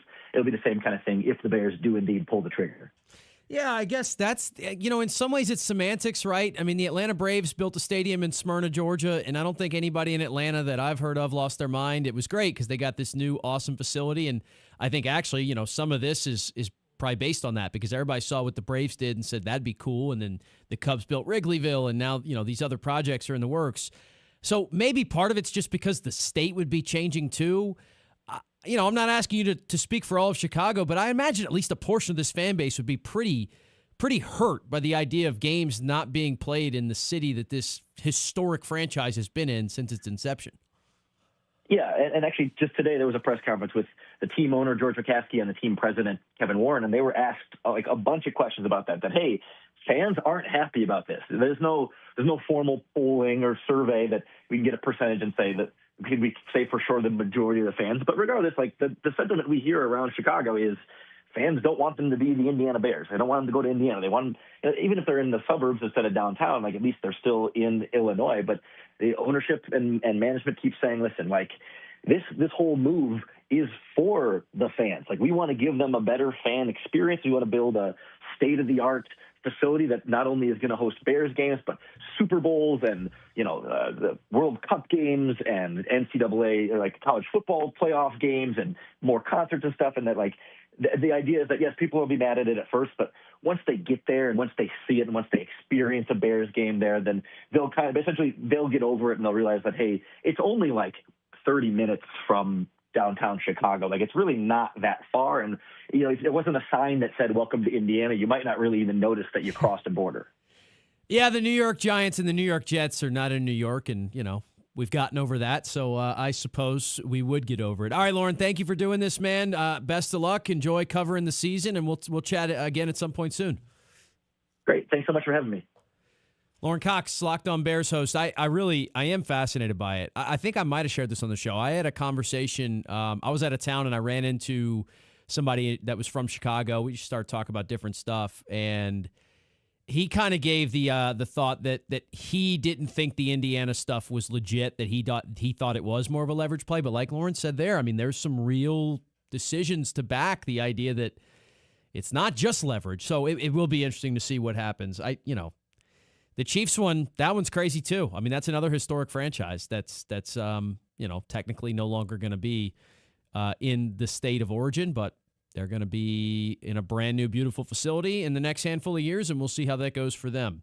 Some complaints about the Bills' new stadium as well, by the way. Apparently some obstructed views in that new facility that cost them, billions of dollars. Anyway, we're overdue for a break. Let's take one now. Remember that guy. I got one. I'm excited to see James's reaction to these two players. It's a tandem. It's a duo. They are not significant in the grand scheme of NFL history, but they were significant to my fantasy football team at one point. That's next.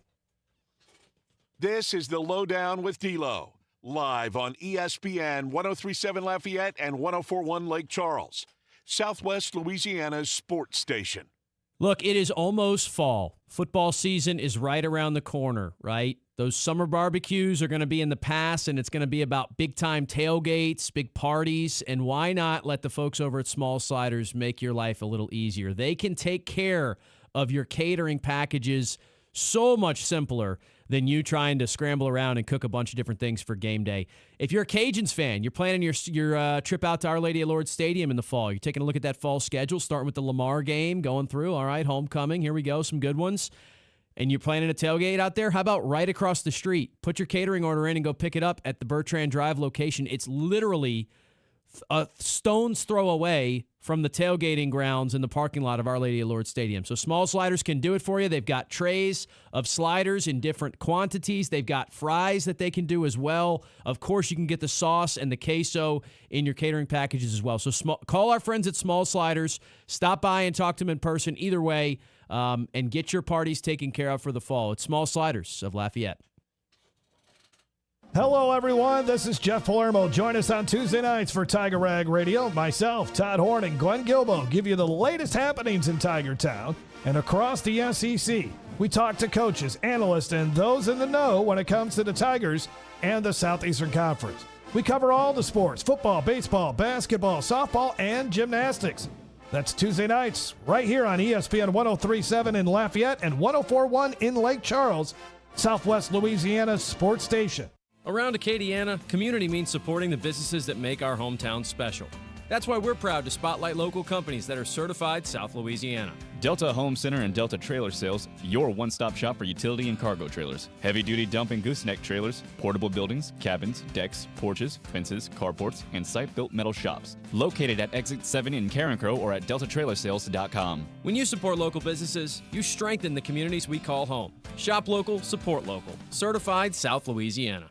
Looking for a great midweek treat? Come to Mezcal Mexican Restaurant every Wednesday and Thursday and enjoy their sizzling fajita special. $13.99 plus tax all day long. Don't forget all day 2-for-1 margaritas. Are you planning a large party? Let Mezcal handle it. Call 337-484-3298 and Mezcal will take care of everything. That's a fajita special, $13.99 plus tax all day Wednesday and Thursday at Mezcal Mexican Restaurant, 3546 Ambassador Caffrey, next to Rooms to Go. Come taste the flavor of Mezcal. Need peace of mind with your estate planning? Turn to Bill and Hebert, your trusted Acadiana hometown lawyers. At Bill and Hebert, we make estate planning simple and stress-free, ensuring your legacy is secure and your future is in the right hands. Don't wait. Schedule your consultation today at BillHebert.com. That's BillHebert.com. Safeguarding your tomorrow today.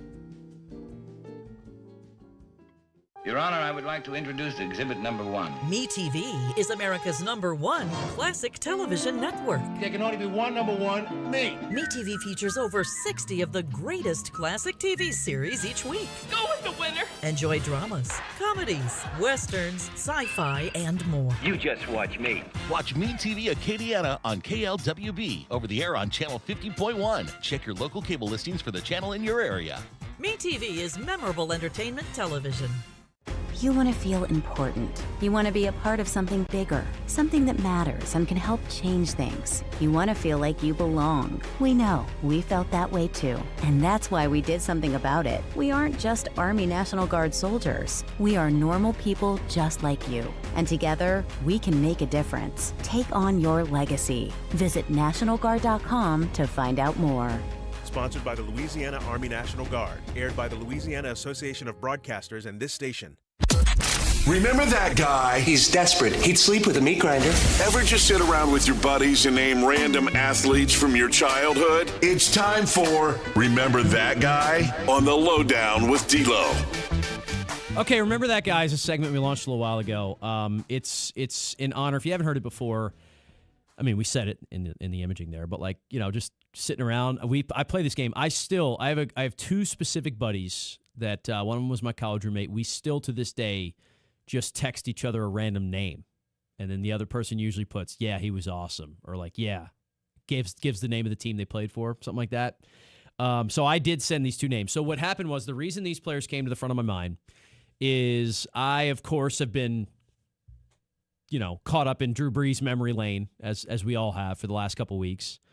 And so a video popped up on my YouTube feed last night, and it was the Saints and the Seahawks in 2016 in the Dome.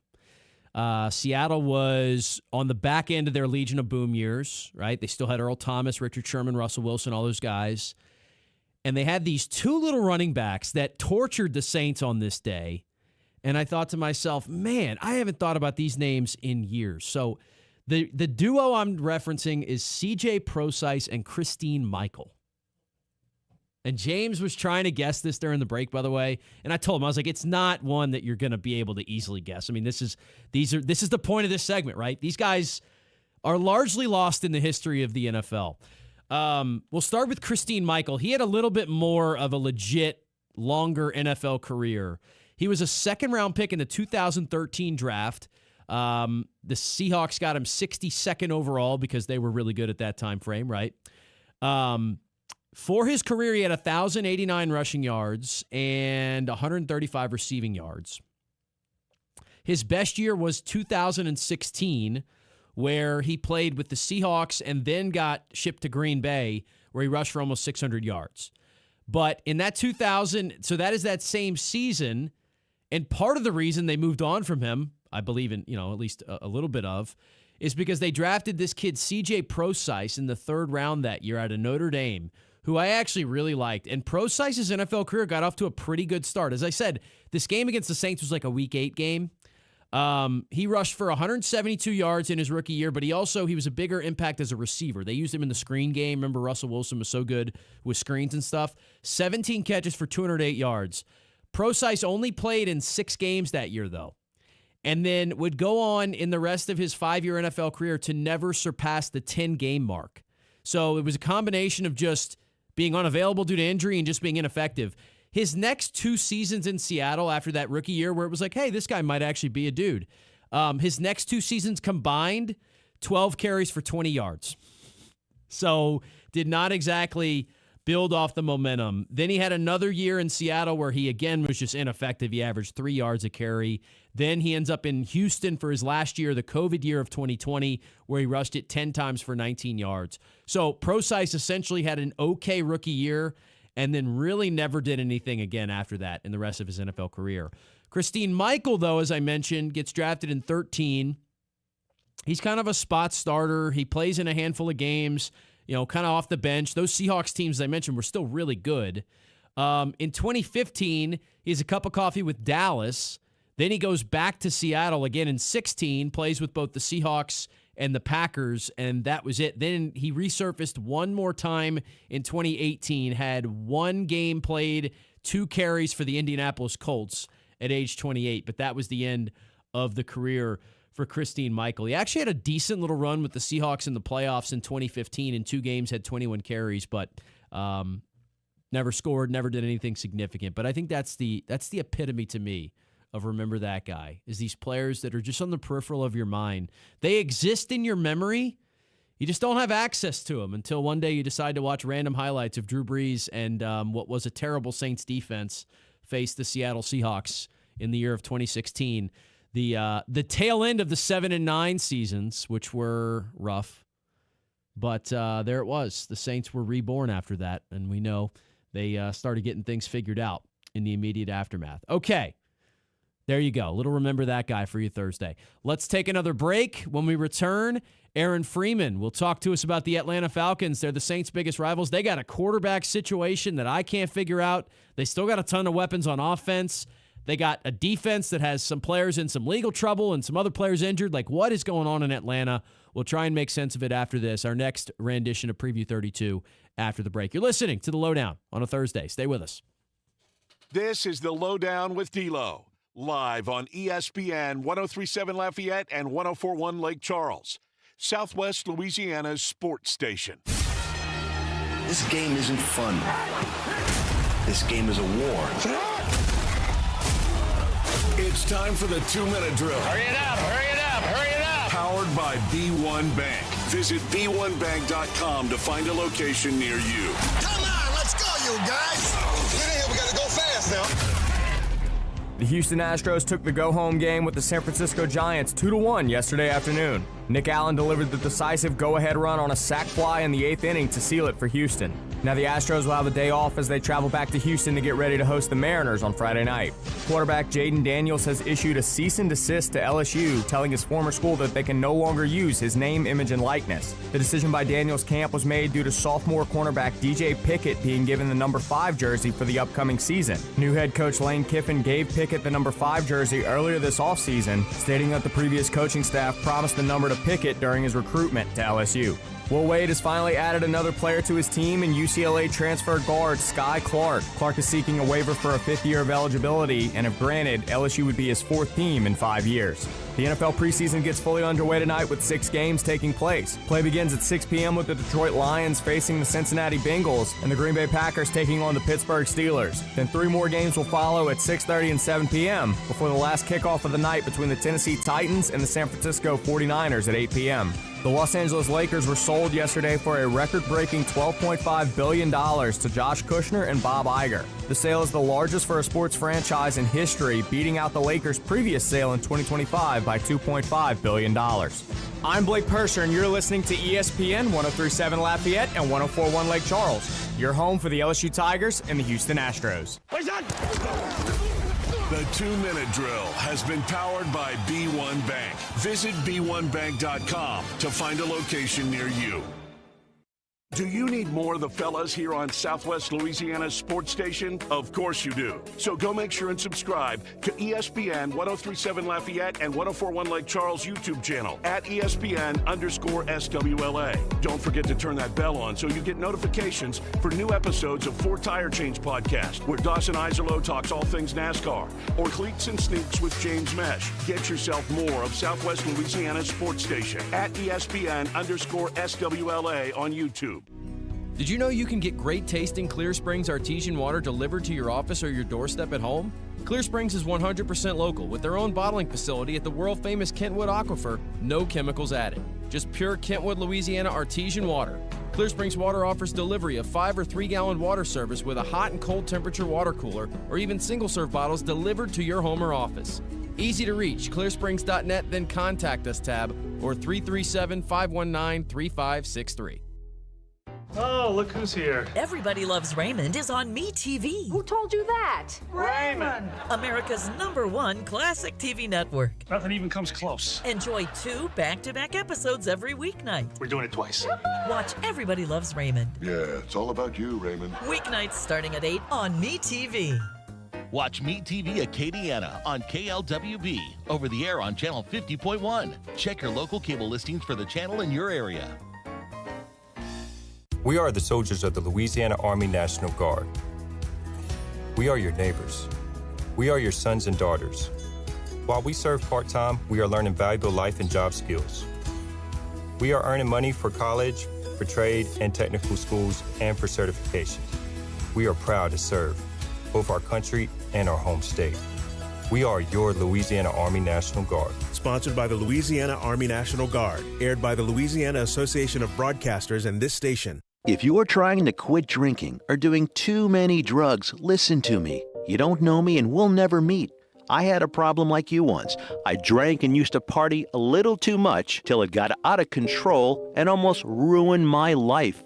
I realized I needed help to fix my problem before it totally destroyed me. If you've tried to fix your drinking and drug problem and you know you can't do it alone, you need to call the National Treatment Advisors. They'll immerse you into a 30-day program to replace your old habits with new habits and totally change your life. And if you have PPO private health insurance, the entire program may be covered. Fix your problem right now before it gets any worse. Get clean. Call now and learn more. 800-961-2730.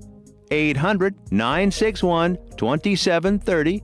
That's 800-961-2730.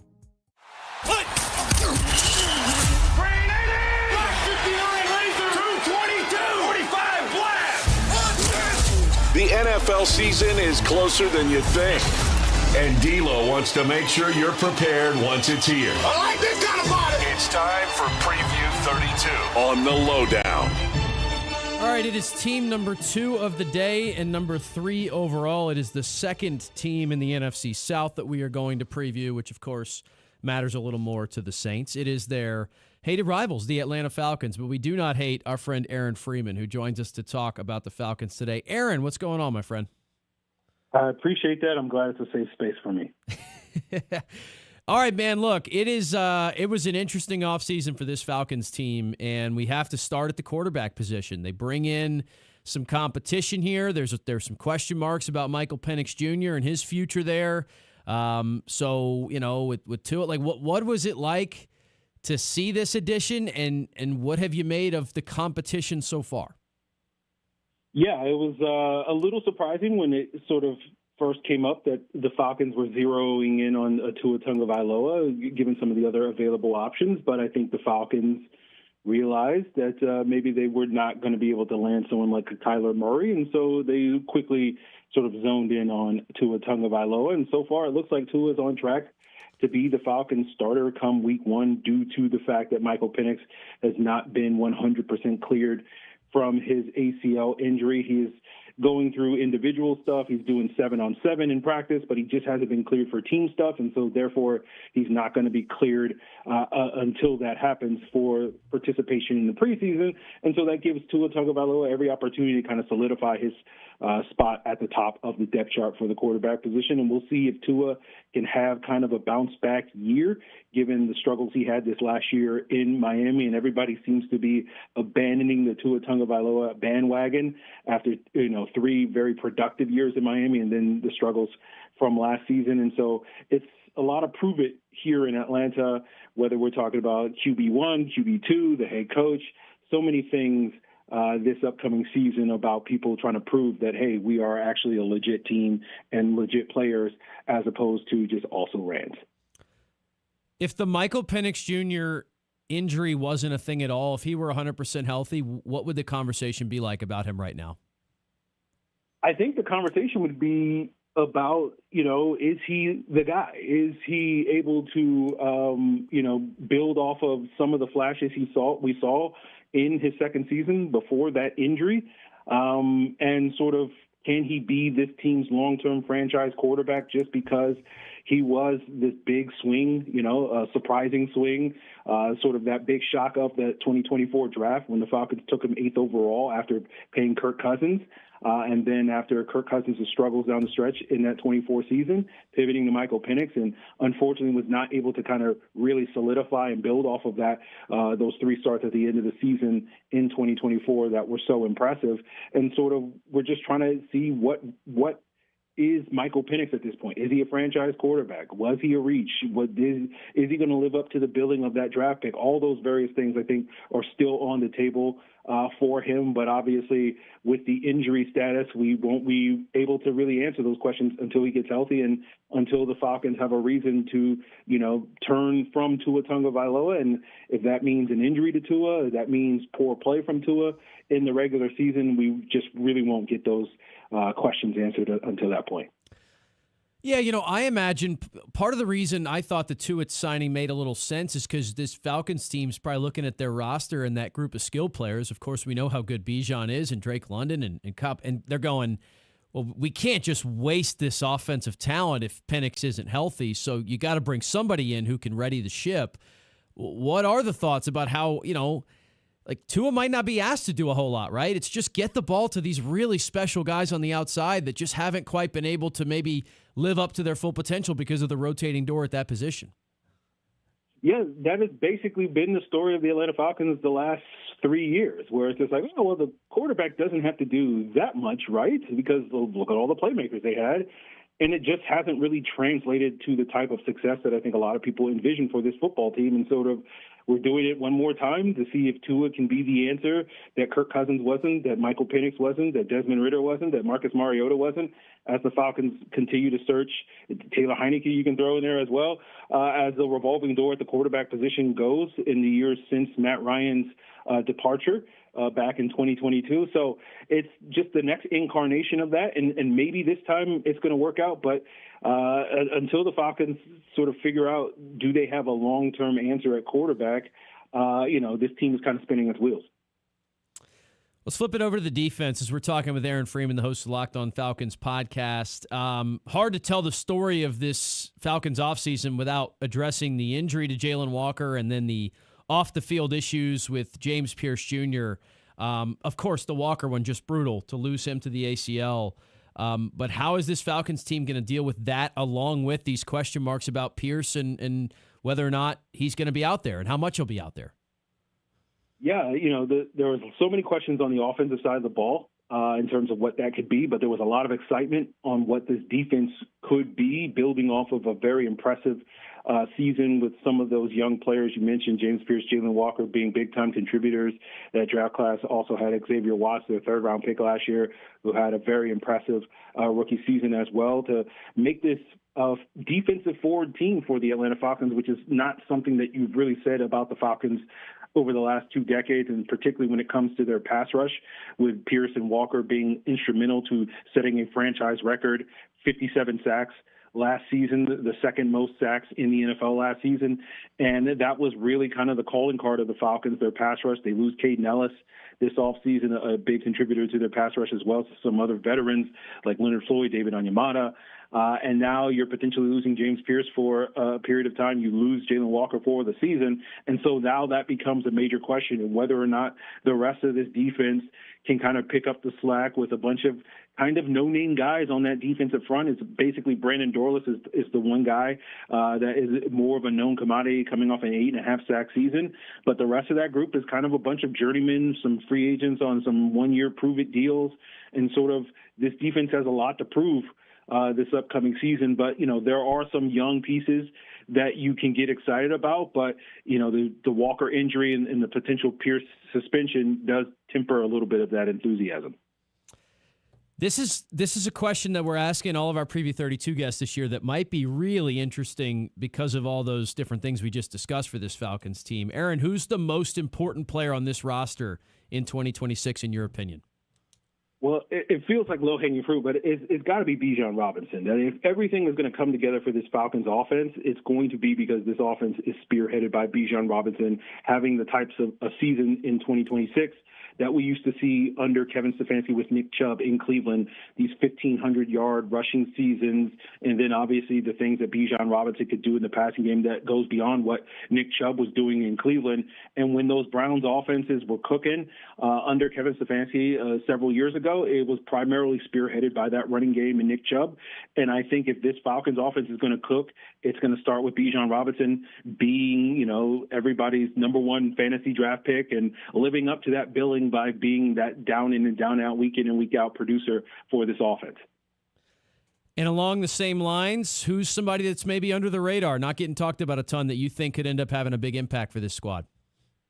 I think their top draft selection in Avion Terrell, another, fairly obvious pick given that the Falcons were able to get him in round 2 after, giving up their first round pick to go get James Pierce last season. And right now, Avion Terrell joining his brother AJ, that the Falcons have really had a revolving door at that second cornerback spot. And as we've discussed with the concerns about the pass rush, if you can get a boost to the coverage, that will help alleviate maybe some of those concerns. And I think Avion Terrell really has an opportunity to provide that boost, given that, AJ Terrell, his older brother, a feel-good story from the draft, but in terms of like the on-field performance, the Falcons have just had a revolving door at that cornerback 2 spot opposite AJ Terrell, pretty much with a different player each and every year, and it just has not been living up to the billing. And now Avion will get an opportunity to kind of step in and maybe solidify that spot. And if you have 2 bookend corners on this football team, that can do a lot of wonders for this young defense. It'll be, no doubt, a very fascinating season to watch out for with the Atlanta Falcons in 2026. Aaron, thank you for doing this, my friend. Enjoy as the season gets closer, and we'll talk to you again for sure, no doubt, when the Saints and Falcons get together. Yeah, I think there's a big game coming up that's an anniversary of some event that I don't recall exactly what it was coming up for the Falcons and Saints. No doubt. That's our guy, Aaron Freeman. And, of course, as he mentioned there, the rebirth anniversary on that Monday night in the Dome, going to be a special night. That'll be one of 2 meetings, of course, in the season between the Saints and Falcons, as always, with a divisional opponent. All right, let's do this. We're going to get out a little earlier than usual, have a longer last segment because I have some audio from both Michael Desimo and from Lane Kiffin / Sam Levitt. I'm actually really more interested to hear some of the things Levitt had to say. So we'll end the show with a little Cajuns, Tigers dual segment talking college football and hearing from the men in charge of those programs after this. It's the LohDown. With D-Loh, live on ESPN 103.7 Lafayette and 104.1 Lake Charles, Southwest Louisiana's sports station. The annual Fête de Teche boat procession will be floating down the Bayou Teche on August the 15th. Thousands of people come every year to celebrate their faith and South Louisiana heritage. The day begins with a mass by Bishop J. Douglas Deschantel at St. Leo's Catholic Church in Leonville before dozens of boats depart along the Bayou Teche to St. Martinville, retracing the voyage of the Acadians over 250 years ago. There are many stops along the way for people to pray and give public witness to their faith. For more information, visit fêtedeteche.org. ESPN 1037 Lafayette and 1041 Lake Charles is the proud winner of 4 2026 LAB Prestige Awards, including Best Use of Digital Media, Foot's Friday Fury, Best Live On-Site Remote for our Super Bowl Radio Row coverage, Best Promotion for our No Shave November initiative, and Radio Young Professional of the Year for Dawson Iserloh. We're proud of being Southwest Louisiana's sports station and are humbled to be recognized by the Louisiana Association of Broadcasters. And now time for the Expert Minute, brought to you by Sugarland Exterminating. Ever wonder why bugs seem to love your home as much as you do? One big reason: moisture. Roaches, termites, and ants are drawn to damp areas. Check under sinks, around windows, and in attics for leaks and excess moisture. A little home maintenance goes a long way in keeping pests out. Got unwanted guests? Call Sugarland Exterminating at 337-367-1414 or visit sugarlandexterminating.com for more information. Sugarland Exterminating. Pest-free environment we're creating. Spiders, roaches, rats, and mice. Those awful termites are not so nice. Get rid of all your pests right now. Call Sugarland Exterminating. Termites, they're here. They're invasive. They can destroy your home if left untreated. Sugarland Exterminating has been in business for over 50 years, and they have the experience to effectively treat termites. Call 367-1414 or visit sugarlandexterminating.com. And that has been your Expert Minute, brought to you by Sugarland Exterminating. MeTV is America's #1 classic entertainment television network. And here's one of the reasons everybody loves MeTV. Oh, it's a classic. The great comedy lineup on weeknights. This will be fun. Come on. With MASH. Loaded with snappy comebacks. The Andy Griffith Show. I was just funning with Barney. And Everybody Loves Raymond. Now we got a show. Watch MeTV Acadiana on KLWB, over the air on channel 50.1. Check your local cable listings for the channel in your area. We are the soldiers of the Louisiana Army National Guard. We are your neighbors. We are your sons and daughters. While we serve part-time, we are learning valuable life and job skills. We are earning money for college, for trade and technical schools, and for certifications. We are proud to serve both our country and our home state. We are your Louisiana Army National Guard. Sponsored by the Louisiana Army National Guard. Aired by the Louisiana Association of Broadcasters and this station. Do you know a veteran in need? Nation's Finest, through the VA's Supportive Services for Veteran Families program, helps veterans and their families struggling with rent, employment, and other housing-related costs. Today, Nation's Finest operates more than 30 locations in California, Arizona, and Nevada, helping thousands of veterans every year. Visit nationsfinest.org or call 1-833-468-9676. That's 1-833-468-9676. Do yourself a favor and download the free ESPN Southwest Louisiana mobile app, powered by Moss Motors BMW, for your Android or Apple devices. Download the app by searching ESPN 1037 Lafayette or ESPN 1041 Lake Charles. It's just that easy to take Southwest Louisiana's sports station with you wherever you go. You bring someone in, you invest time, you invest reps, and then this emergency hearing happens. And look, man, like at some point as a coach, like eligibility forever was 4 years, and that's what it was. And you set your roster and you make plans and you go to move on. Like I don't know, all these injunctions and all this stuff. I mean, it's impossible. You know, we get pissed the NCAA doesn't enforce the rules. When they enforce the rules that they have, there's a damn lawsuit and an injunction, and then as coaches, we jump on board and we just go back in with it. Like, I don't know. At some point, we got to say the rules. We respect the rules, and we're going to play by them. And I don't know. I just – it's hard to understand what game you're playing when you don't know the rules. All this stuff happens, and all of a sudden you're in fall camp, and you get all this stuff. Like, well, I mean, hell, if we'd have known this a long time ago, yeah, we'd have kept a guy like Trey. He's a great team player. He's a kid that you'd want back. But how's it fair to him to bring him in now? How's it fair to everyone that's been here? And then what happens when you bring him in and he's ineligible? Do you forfeit the games that he played? Or does he just have to stop playing when he does? Then what happens to that kid? So what does he do the rest of the year? Like, it's just, I don't know, man. At some point, we got to let people enforce the rules. And you know, it's something that's been frustrating me a little bit. But, you know, for us, I feel like this is the right thing to do for us. because I don't think it's all cut and dry. I don't think it's as easy as they're all good to go. I think that there's more coming down the line. So we're going to get ready to go with the guys that we got, and you know, for a number of reasons. But you know, that's what we're going to get ready to do.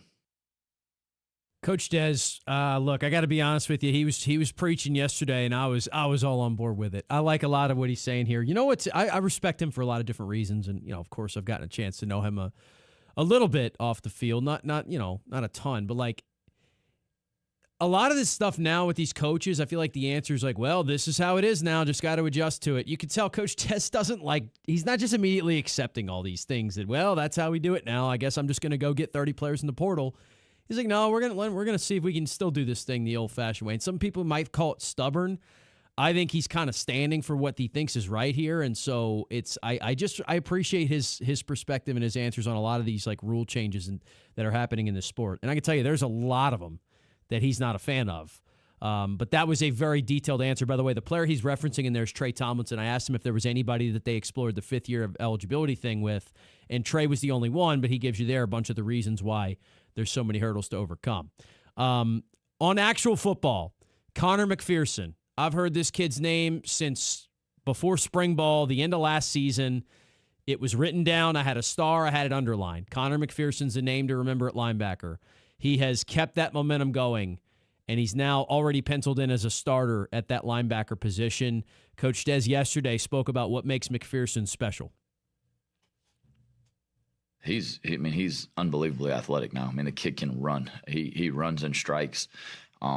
He is, the way he plays, you know, he's a linebacker, right? He plays right on the edge of out of control all the time, you know. I mean, and that's, you know, you have to tell him whoa a lot, you know what I mean? And that's what you want. I'd rather say whoa than go. And he's one of those guys. I mean, he's all in. I mean, he is intent on what he does. He is focused. He's locked in. I mean, you know, he's just got a maturity about him that is a little bit different.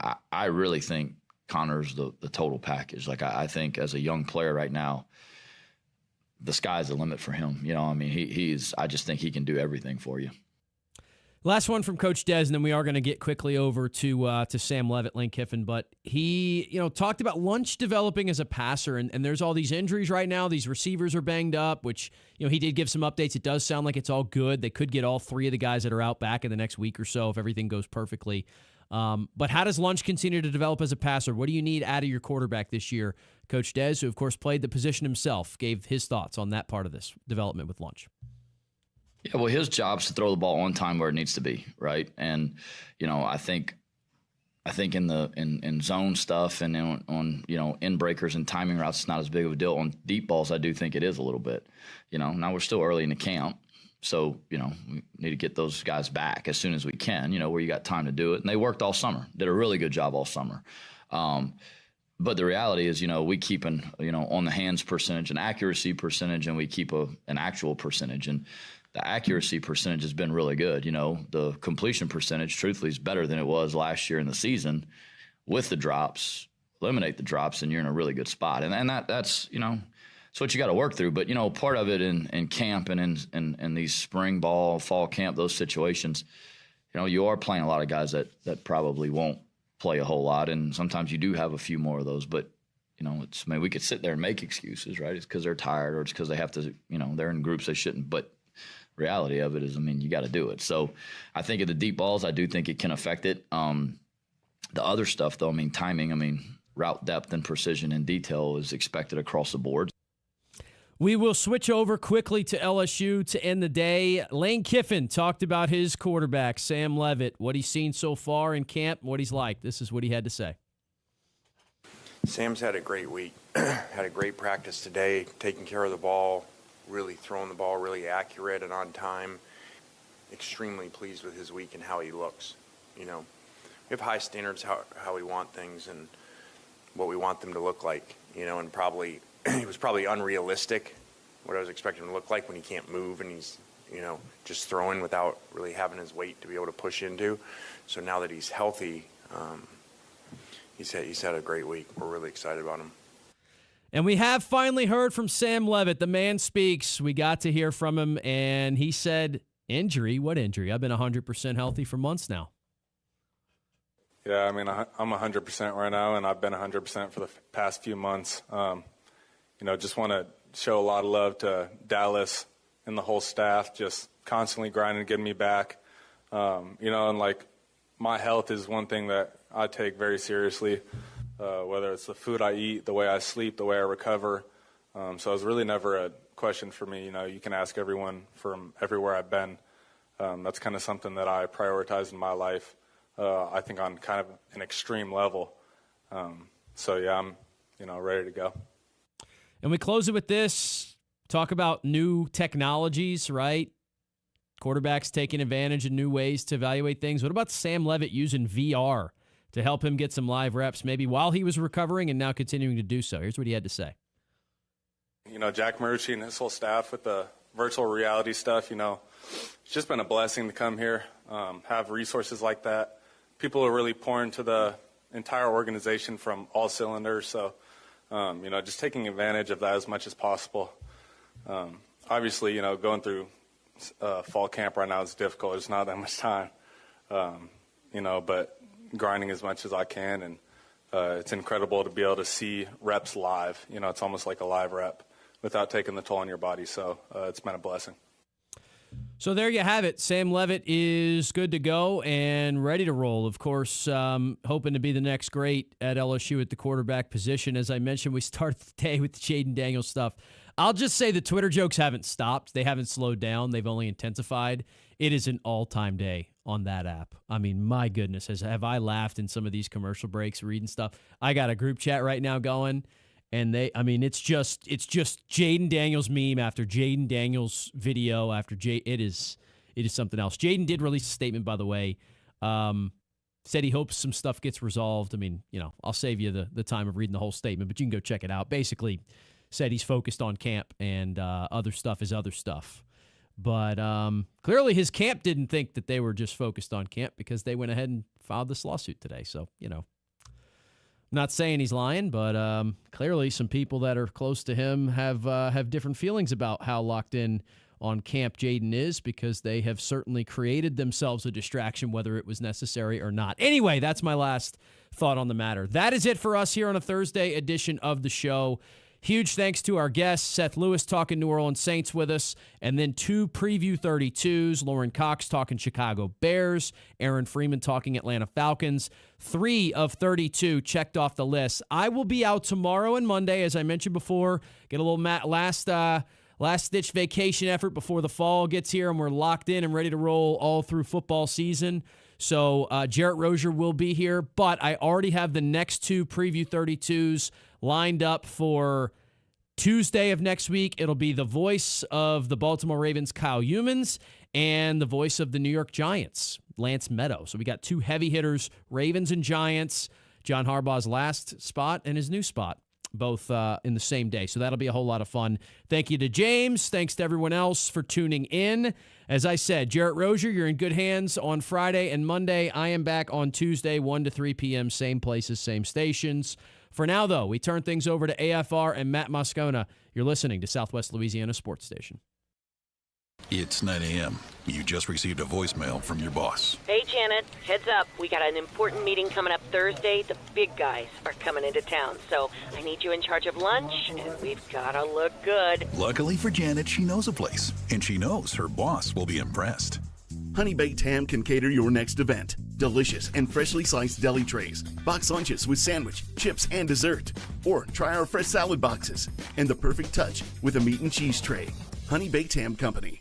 Looking for a spotless workplace? Variety Janitorial Services is your go-to. For office cleaning to stripping and floor waxing and carpet cleaning, your commercial space will look its best. Their reputation for perfection has grown throughout the entire Acadiana community. They deliver top-notch service with a commitment to excellence. Daily, weekly, or deep cleaning, trust the experts. Visit VarietyJan.com today or call 337-298-8704 for a free quote. Variety Janitorial Services. We clean, you shine. Your Honor, I would like to introduce exhibit number 1. MeTV is America's #1 classic television network. There can only be one number 1, me. MeTV features over 60 of the greatest classic TV series each week. Go with the winner. Enjoy dramas, comedies, westerns, sci-fi, and more. You just watch me. Watch MeTV Acadiana on KLWB, over the air on Channel 50.1. Check your local cable listings for the channel in your area.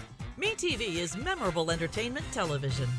Hi, I'm Nancy Landry. No matter what part of our great state you call home, Louisiana's elections are an important part of who we are. In 2026, closed party primaries will change how some of those elections happen, so you'll want to know what to do. Keeping your registration current ensures you'll get the right party-based ballot. Remember, this change only applies to certain offices. To learn more, visit govote.com or download the GoVote app. Paid for by the Louisiana Secretary of State's office. Live from Upper Lafayette, this is ESPN 1037 KLWB Carencro Lafayette, KLCJ-FM Oak Grove Lake Charles 1041, a Delta Media station.